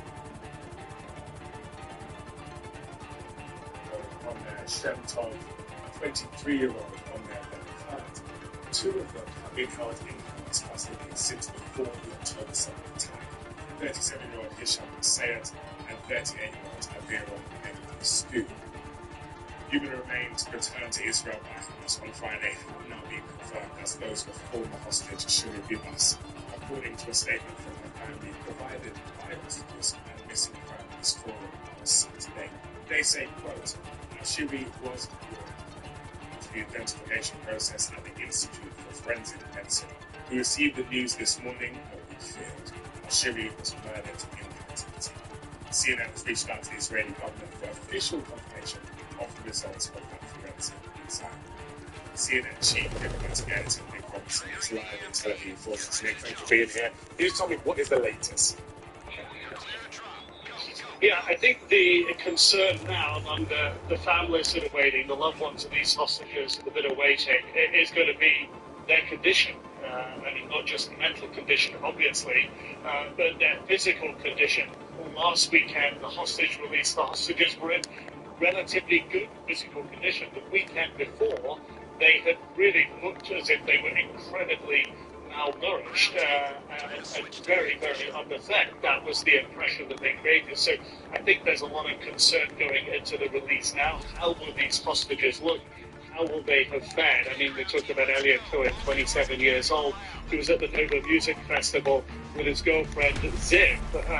His girlfriend was there with her nephew and his girlfriend. Her nephew, and his girlfriend were shot and killed. Ziv survived by hiding up. Has campaigned so hard for Elliot's release. A big moment for her, obviously, Tal Shoham, his wife, his two children, his mother-in-law were taken hostage as well from their kibbutz close to Gaza. Now, those relatives were released back in 2023, where there was a big hostage release at that time. Again, that family, a big reunion expected then. The point that everyone is looking for and will be looking for those first images of the release, whether they handed over in Rafah or Nusrat further north in Gaza, and the second phase of the handover will happen. Their physical condition, I think that's what people will be looking for this morning, Ben. Can you just tell me a bit about the moods in Israel as the first phase of the hostage deals wrap up? Yeah, I mean, there's this huge pressure on the government, on the hostage families and others to get to prioritize getting all the hostages released. The majority of the people in the country want that. Yet to do that, to get into phase two, the next round of negotiations to get the remaining living hostages returned, means getting to a permanent ceasefire deal. And there are members of the Prime Minister's government who want the war to continue, who absolutely resist any notion of having a permanent ceasefire. So there's that internal political dimension. You have on the one hand, President Trump wanting peace quickly, using his envoy to put pressure on Netanyahu to get to the phase two deal, and then the sort of utterly contradictory positions that both the White House and Prime Minister Benjamin Netanyahu say that to get to phase two, to get to this situation, Hamas has to be completely gone politically, militarily. Hamas is still there in Gaza. They're present, not as strong as they were, still there in big numbers, still there with a level of force and control over the local population, and absolutely saying that they're going to remain. So how do you bring those two positions together? So therefore, phase two looks really difficult. Therefore, releasing the other living hostages looks difficult. The government at the moment, the Prime Minister's office, is pushing to keep phase one going, not to get into phase two, to get the other hostages released. These are very contrary positions. And at the moment, that's what drives this level of concern about getting the other living hostages released. Yes. Well, this is only the beginning of the day, so Nick, thank you for your work already. But I'm sure we're going to be speaking a lot more over the next few hours. Thank you very much for that. I want to keep this moving. Let's bring in Alan Pinkas, former Israeli Consul General for New York. He joins me now from Tel Aviv. Thank you for being here. Even with issues on both sides of this ceasefire agreement, it's actually held for a month. Are you surprised by that? Somewhat surprised. But then again, both sides had a vested interest in maintaining the ceasefire at least for these 33 days or 34 days since it went into effect. What concerns me most is phase two, which, as Nick Robertson correctly pointed out, takes unbridgeable positions, and that's where the ceasefire could collapse. Now, there is a possibility that even in the absence of a phase two, phase one continues or lingers, and that includes the ceasefire. I doubt that very much. In order not to go through phase two, the ceasefire will have to collapse somehow, even if it is unilateral. So, yes, I'm surprised that it held 35 days to be exact, but I'm also cognizant of the fact that both sides really had a vested interest in this working. So, it's a 50-50 surprise. There was even a concern that today's transfer of hostages wouldn't even go ahead. What did you think of Hamas's mistake identifying Shiri Bibas, and then the rapid efforts to find and return her body, which now do appear successful.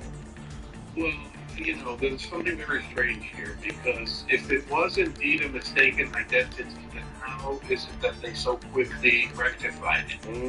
And so there is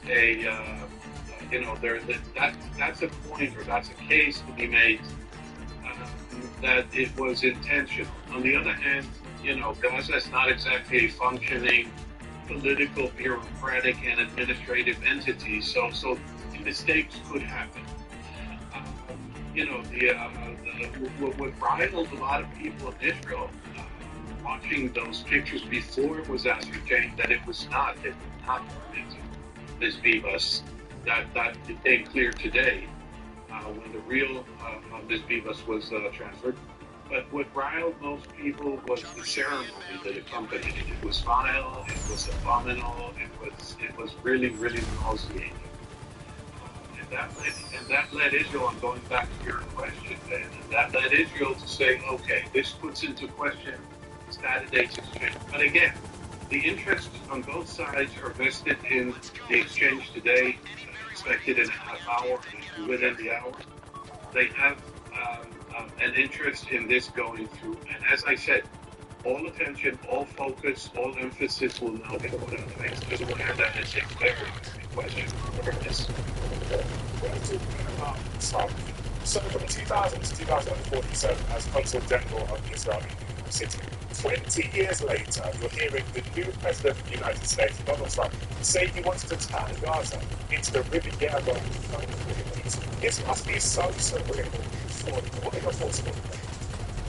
Well, it's not a big laugh, there are two ways of looking at it. One is to say this is an infantile, unfeasible, untenable, impractical, immoral, idea.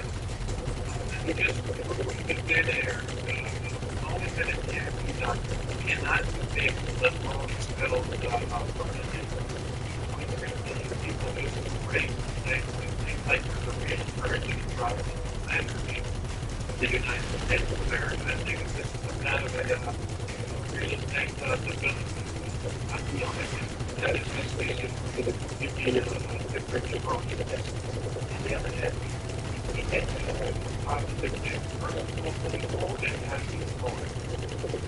That for a nonsensical person living in London, Amsterdam, Tokyo, or Buenos Aires, looking at the footage, Gaza is uninhabitable. He just stated the obvious. The second more important thing that he said, that he did, in fact, by saying what he said, was that he shattered the status quo. He basically said, gentlemen, look, you Israelis, you refuse to any post-war political arrangement in Gaza. You keep on bragging about destroying, eradicating Hamas. Well, you haven't done that in 16 months. And the Palestinians, well, guys, you're vile, you're terrorists, you can't govern Gaza. So more of the same in terms of let's convene a peace process and a two-state solution. And teams will meet in Geneva or in Oslo, Rome, or in New York. That's ridiculous. So he shattered the status quo, leading people, by the way, mostly in the Arab world, to start thinking possibly about alternative solutions. If anything good comes out of it, great. But as it stands, his initial statement turned this into a Riviera. That was ludicrous beyond description. Well, it's only the beginning of this administration, so let's see what happens next. Alan Pincus, for now, thank you so much for joining me. Appreciate it. Thank you, Ben. So welcome. The Palestinian Authority has condemned Israel for what it described as a, quote, provocative storming of the Tel Karem refugee camp in the occupied West Bank. The PA Foreign Ministry on Friday called it part of a broader pattern of aggression toward Palestinians that includes killing civilians, demolishing homes, and imposing forced displacement.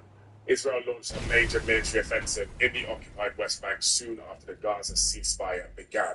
The condemnation came after Israel's Prime Minister visited troops in Tel Karem on Friday. Benjamin Netanyahu ordered the Israeli military to step up its operations in the area after 3 empty buses exploded in a suspected terror attack near Tel Aviv on Thursday. Meanwhile, the Palestinian Health Ministry accused the Israeli military of killing 2 13-year-old children on Friday. CNN has asked the IDF for a response. Israeli officials have repeatedly framed their military actions in the West Bank as counter-terrorism operations. In an extraordinary move, US President Donald Trump has fired his top general only moments before his defense secretary terminated the chief of the Navy. Trump is calling former Joint Chiefs Chairman Charles Q. Brown a, quote, outstanding leader. But a prominent retired four-star general expressed dismay over the move, telling CNN Brown's removal was sadly political and tragic. This comes as the Pentagon says it plans to fire between 5 and 8% of the military's approximately 950,000 civilian employees. CNN's Oren Lieberman has more from Washington. This is an unprecedented purge at the top of the military, one that's been rumored and speculated about for weeks now. It started with President Donald Trump announcing on social media that he was firing the top U.S. general, Chairman of the Joint Chiefs, General C.Q. Brown. Trump said Brown was a, quote, fine gentleman. Brown had been a frequent target of right-wing criticism, and there had long been speculation that he was going to be fired quickly. We just didn't know quite how quickly. Now we have that answer 1 month into the Trump administration. Now, just days before he was picked to run the Pentagon, Defense Secretary Pete Hegseth said Brown should be fired, along with the other, quote, woke generals and admirals. But at least for the time, the two had worked together, having daily or near daily meetings. In fact, Brown was visiting the southern border just hours before he was fired. Trump immediately announced his pick to replace Brown, recently retired Air Force Lieutenant General Dan Raisin Kane. Trump has long had a fascination with Kane, bringing him up in several speeches over the last 4 or 5 years. He says Kane was instrumental in the defeat of ISIS. Trump hinted at more firings to come, and it was only a few minutes later that Hegseth announced the chief of the Navy, Admiral Lisa Franchetti, was also being terminated. Hegseth called her a DEI hire in his book that came out last year. In a Friday night statement, Hegseth also indicated that the top judge advocates general in the Army, Navy, and Air Force will also be replaced. That, too, is an extraordinary move. The JAGs, according to a former judge advocate general, are the conscience of the military, the guides on what's right and what's wrong, what's ethical and moral. Hegseth called them jagoffs in his book and questioned their value. Taken together, these firings are an unprecedented reshaping of the top of the military. Oren Lieberman, CNN in Washington. Let's bring in the CNN military analyst and retired Major General James Spider Marks. Thank you so much for being with me. How are you doing? Good. Thank you for having me. So welcome. So what is your reaction to all of this news? Well, certainly it's unprecedented in many domains. Normally what you see with the chairman of the Joint Chiefs of Staff and an administration change between presidents is that chairman remains in place. It's a continuity that all predecessors, I must say, as we look back through history, have embraced. So the fact that the new president came in and said, I'm ready to have a new guy, I got it. I mean, that's frankly, we all need to keep in mind that the president has the responsibility and the obligation to choose those that he wants to serve at those highest and most responsible positions. So general officers serve at the pleasure of the President of the United States. So if we want to try to suck the politics out of this for a second, new guy comes in and says, I've got a choice for the chairman. I'd like this guy to be the chairman. Let's make that work itself through the process. There are historical precedents where we've seen things like this before. So it's not totally unusual. But my view of this is the president wants to have his folks in charge. But again, look at the folks that you have on the screen right now. Each of those individuals is immensely gifted and talented.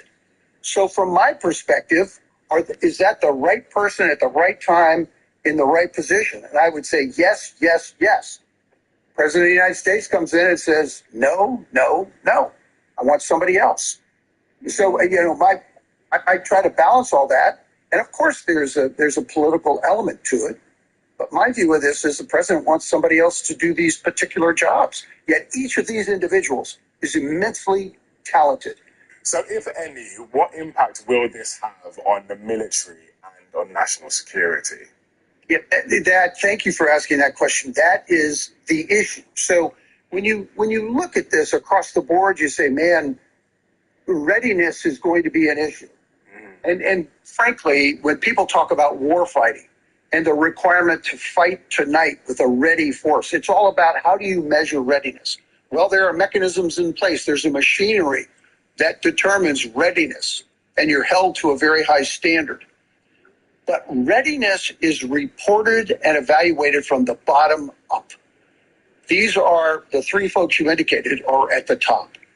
And I need to tell you, it's those sergeants, it's those young captains, those young officers, those new soldiers. They are the ones responsible for their organizations to include that they are ready. They pay attention to what's in front of them. They show up to do what's required to ensure that the readiness is not negatively affected. I can tell you from experience, from my experience, years in the military, I don't think any one of my sergeants or my young officers really knew who the chairman of the Joint Chiefs of Staff was. Or the chief of staff of the Army. Like, who's that dude? I don't know. I've got a job to do, and I'm going to do it here and do it to the best of my ability. So I'm not trying to be flippant. But when you lose a chairman, you get a new chairman, a new CNO, Chief of the Naval Operations. You got new folks coming in, and so there is going to be a hiccup in terms of how advice and counsel and those kinds of considerations based on decision making are made at those very highest levels. Readiness will be unaffected. Well, that's good to hear, but let's be all the way clear on this. This was the removal of the second black man to serve as America's most senior general and the first woman to serve on the Joint Chiefs of Staff. What message does this send to black individuals and women who are already serving but maybe want to serve in the military? Because surely your government is going to need to go into the streets to get more people in. So are these individuals just going to be seen as DEI hires?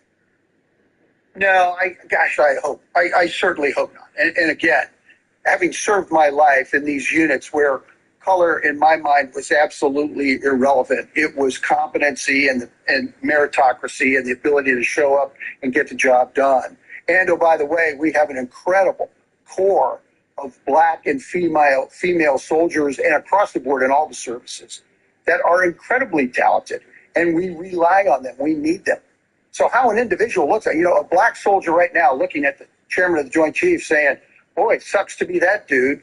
I don't know if that black soldier is going to say he was fired because he's black. I can't get into that soldier's head. I really can't. Okay, well, we might not need to. These individuals might come out and say it for us. But we will see what happens over the next few weeks and months. Thank you so much, retired Major General James Spider Marks, for being with me. I appreciate it. Thank you so much.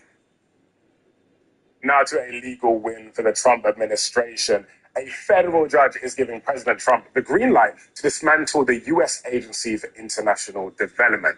The judge said he was dissolving a temporary restraining order he issued earlier this month. The order had blocked the government from putting thousands of USAID employees on administrative leave. The decision is likely to be appealed. Donald Trump is stepping up his criticism of Ukraine's president, saying he's not an important element of the talks aimed at stopping the war with Russia. Details just ahead. Stay tuned to get this free 5-piece ultra non-stick bakeware set from Gotham Steel. Are you tired of pans that burn and lids that don't fit? Worse yet, they're a nightmare to clean. You need a new set, but prices are so high, it's obscene. Well, now there's a brand new professional cookware set that's ultra durable and non-stick. These pans are super slick, and they can be yours for our lowest price ever. Introducing Gotham Steel, chef-tested cookware designed to make family meals with no sticking and easy cleanup every time. Gotham Steel is made with cast aluminum and coated with Isorella, a fusion of ultra-durable titanium and super slick ceramic. This cookware comes with vented glass lids and is oven rated up to 500 degrees. So bake meals in the oven that come out perfect every time. Even use metal utensils with no scratching. Plus, the entire set is PFOA free and dishwasher safe. Other professional cookware sets can cost up to $400, but we have a factory direct deal for you. You can get the Gotham Steel 12-piece set not for $400 or even $300, but for just 5 easy payments of $49.99. But wait, order right now and we'll drop one payment. That's just 4 easy payments of $49.99. This is nonstick cookware that we know you'll love. That's why we're guaranteeing it for a full 10 years. We'll even include our self-draining fry basket, stainless steel steamer insert, and steamer rack. A $50 value absolutely free. And there's even more. As a special gift, you'll get our 5-piece Gotham Steel bakeware set. The fast, easy, ultra non-stick way to bake your favorite desserts. No grease or oil needed. Together, they're a $110 value. Yours free. That's an incredible 20-piece cookware set. Plus free shipping on your entire order. Call or click now. Call 1-800-859-6893 or go to GothamSet.com. Again, that's 1-800-859-6893 or order online at GothamSet.com.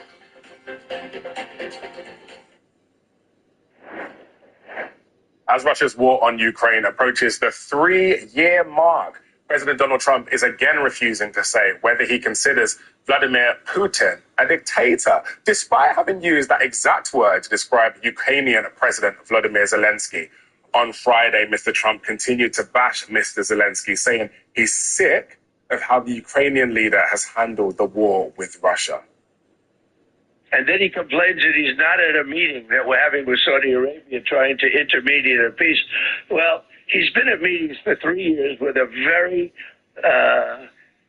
with a president who didn't know what the hell he was doing. He's been at meetings for 3 years and nothing got done. So I don't think he's very important to be at meetings, to be honest with you. He's been there for 3 years. He makes it very hard to make deals. Despite his attacks on President Zelensky, Trump claims the U.S. is pretty close to striking a deal with Kyiv, providing security assistance in exchange for rights to Ukraine's rare earth minerals. As President Trump talks about negotiating an end to the war in Ukraine, the fighting goes on, and it seems Moscow is sometimes struggling to keep a strong presence on the front line. Russian soldiers say they are being sent back to join the fight even after suffering serious injuries. CNN's Nick Payton-Walsh has more. The tiny, grainy glimpses of Ukraine's horrors sometimes beggar belief. This is a Russian soldier trying to run at the front line, but he seems to be on crutches. Probably wounded earlier, barely able to move, and regardless, a sitting target for a Ukrainian drone. Now, evidence is growing that Russia is sending its wounded troops back to the front line to fight, even those who can't walk. Recycling, Western officials have called it. Now, these are documents found by Ukrainians on the bodies of dead Russian soldiers on the eastern front line, showing some of them recently injured before they were sent back to the front to die. Some say this growing savagery is a sign that Russia is running short of troops. Dragged into an ambulance here in video from outside a Russian military hospital is a patient. Inside, once the vehicle is moving, he exposes the injuries that, in almost any other army, would keep him in hospital. Это 8 часов жесткой тряски. Мне уже очень больно. Хочу показать, что у меня нету пальца. Вчера также зашивали его. The others show their wounds. Not all injured soldiers are trapped in continued service. Oleg fled Russia while on a 30-day leave after being wounded in the leg by a drone. Осколки никому не вытаскивают, просто зеленкой помазали и все. Втягивается рана и из госпиталя выписывают. Был в полку, как он, где люди лежат вот, после госпиталя. Там то без рук, то без ног, там все в гипсе, то на костылях. Но они месяц там отлеживаются и обратно их на войну кидают. Ну, скорее всего, это чтоб билет в один конец. Чтоб человек пропал просто. Russian military bloggers have also posted videos from units where the wounded are sent back to battle. В бой 5 раз выходил, 2 ранения, сильно. Ukraine may be exhausted, but judging by these images, clearly Russia is too, or just so tolerant of cruelty to its own, it may never seek peace. Nick Payton-Walsh, CNN, London. Well, CNN's reached out to the Russian Ministry of Defense for comment, but has not yet received a reply. Doctors treating Pope Francis say his condition is not immediately life-threatening while his treatment takes effect. But he will remain hospitalized for, quote, at least all of next week. Of course, she has in critical condition. That means that one patient of 88 years old with chronic lung disease and you have some infection, virus, mycetes, and bacteria. It's critical condition, but he's fine now. He's fine. The 88-year-old pontiff has been in hospital since last week. Just days ago, he was diagnosed with pneumonia in both lungs. He's currently receiving oxygen, but is able to breathe and eat on his own. Okay, well, thanks for joining us. I'm Ben Hunt in Atlanta. It's been real. Quest's World of Wonder is up.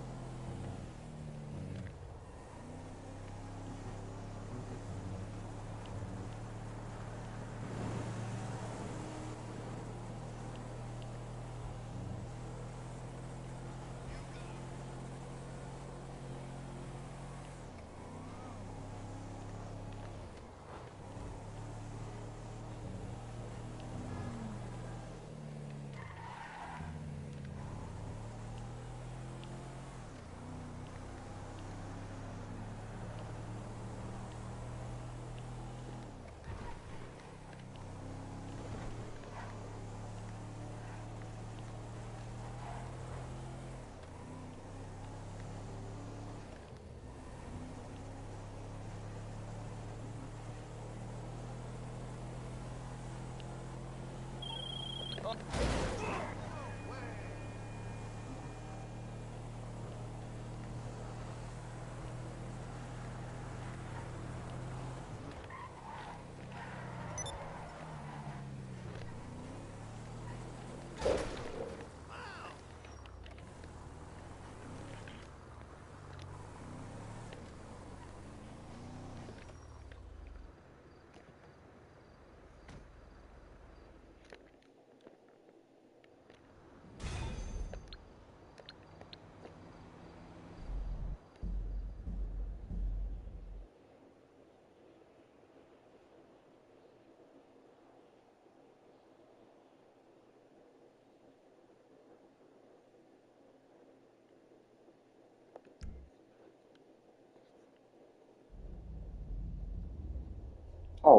bitch. Fuck off.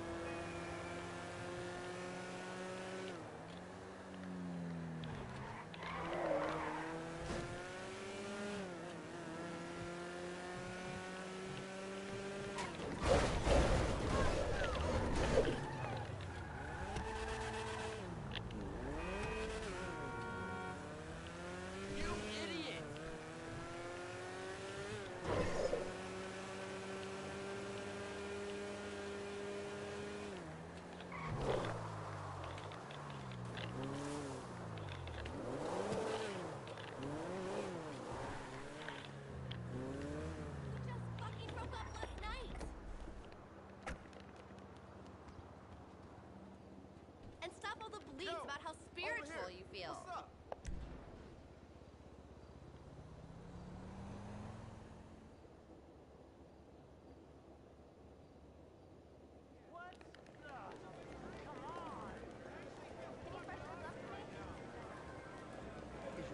Come experience the excitement and the ancient art of rich people trying to be faster than each other. It's premier horse racing at the Inside Track.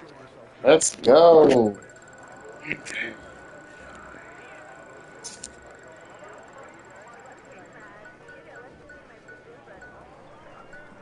I mean, I'll take it. It is what it is.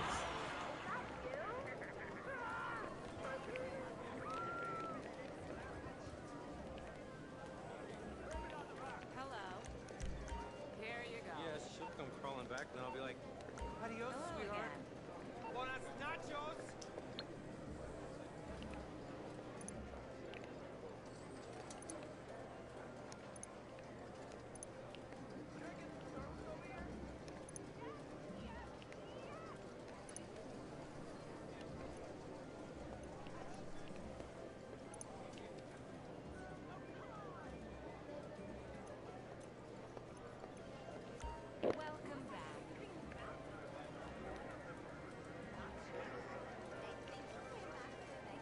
All right, I'm going to bed. Ooh, this past me, bro.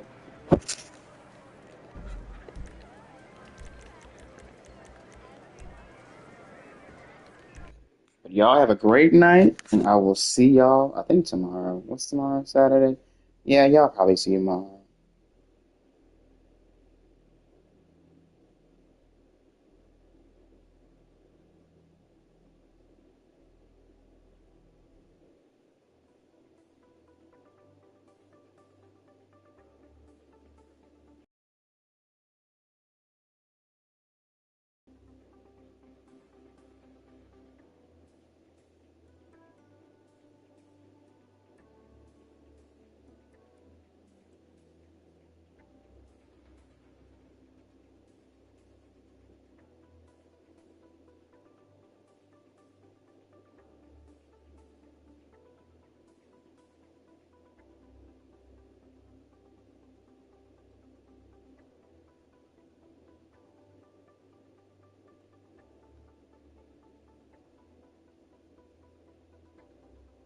All right. Good night. Have a good weekend. I will see y'all when I see y'all.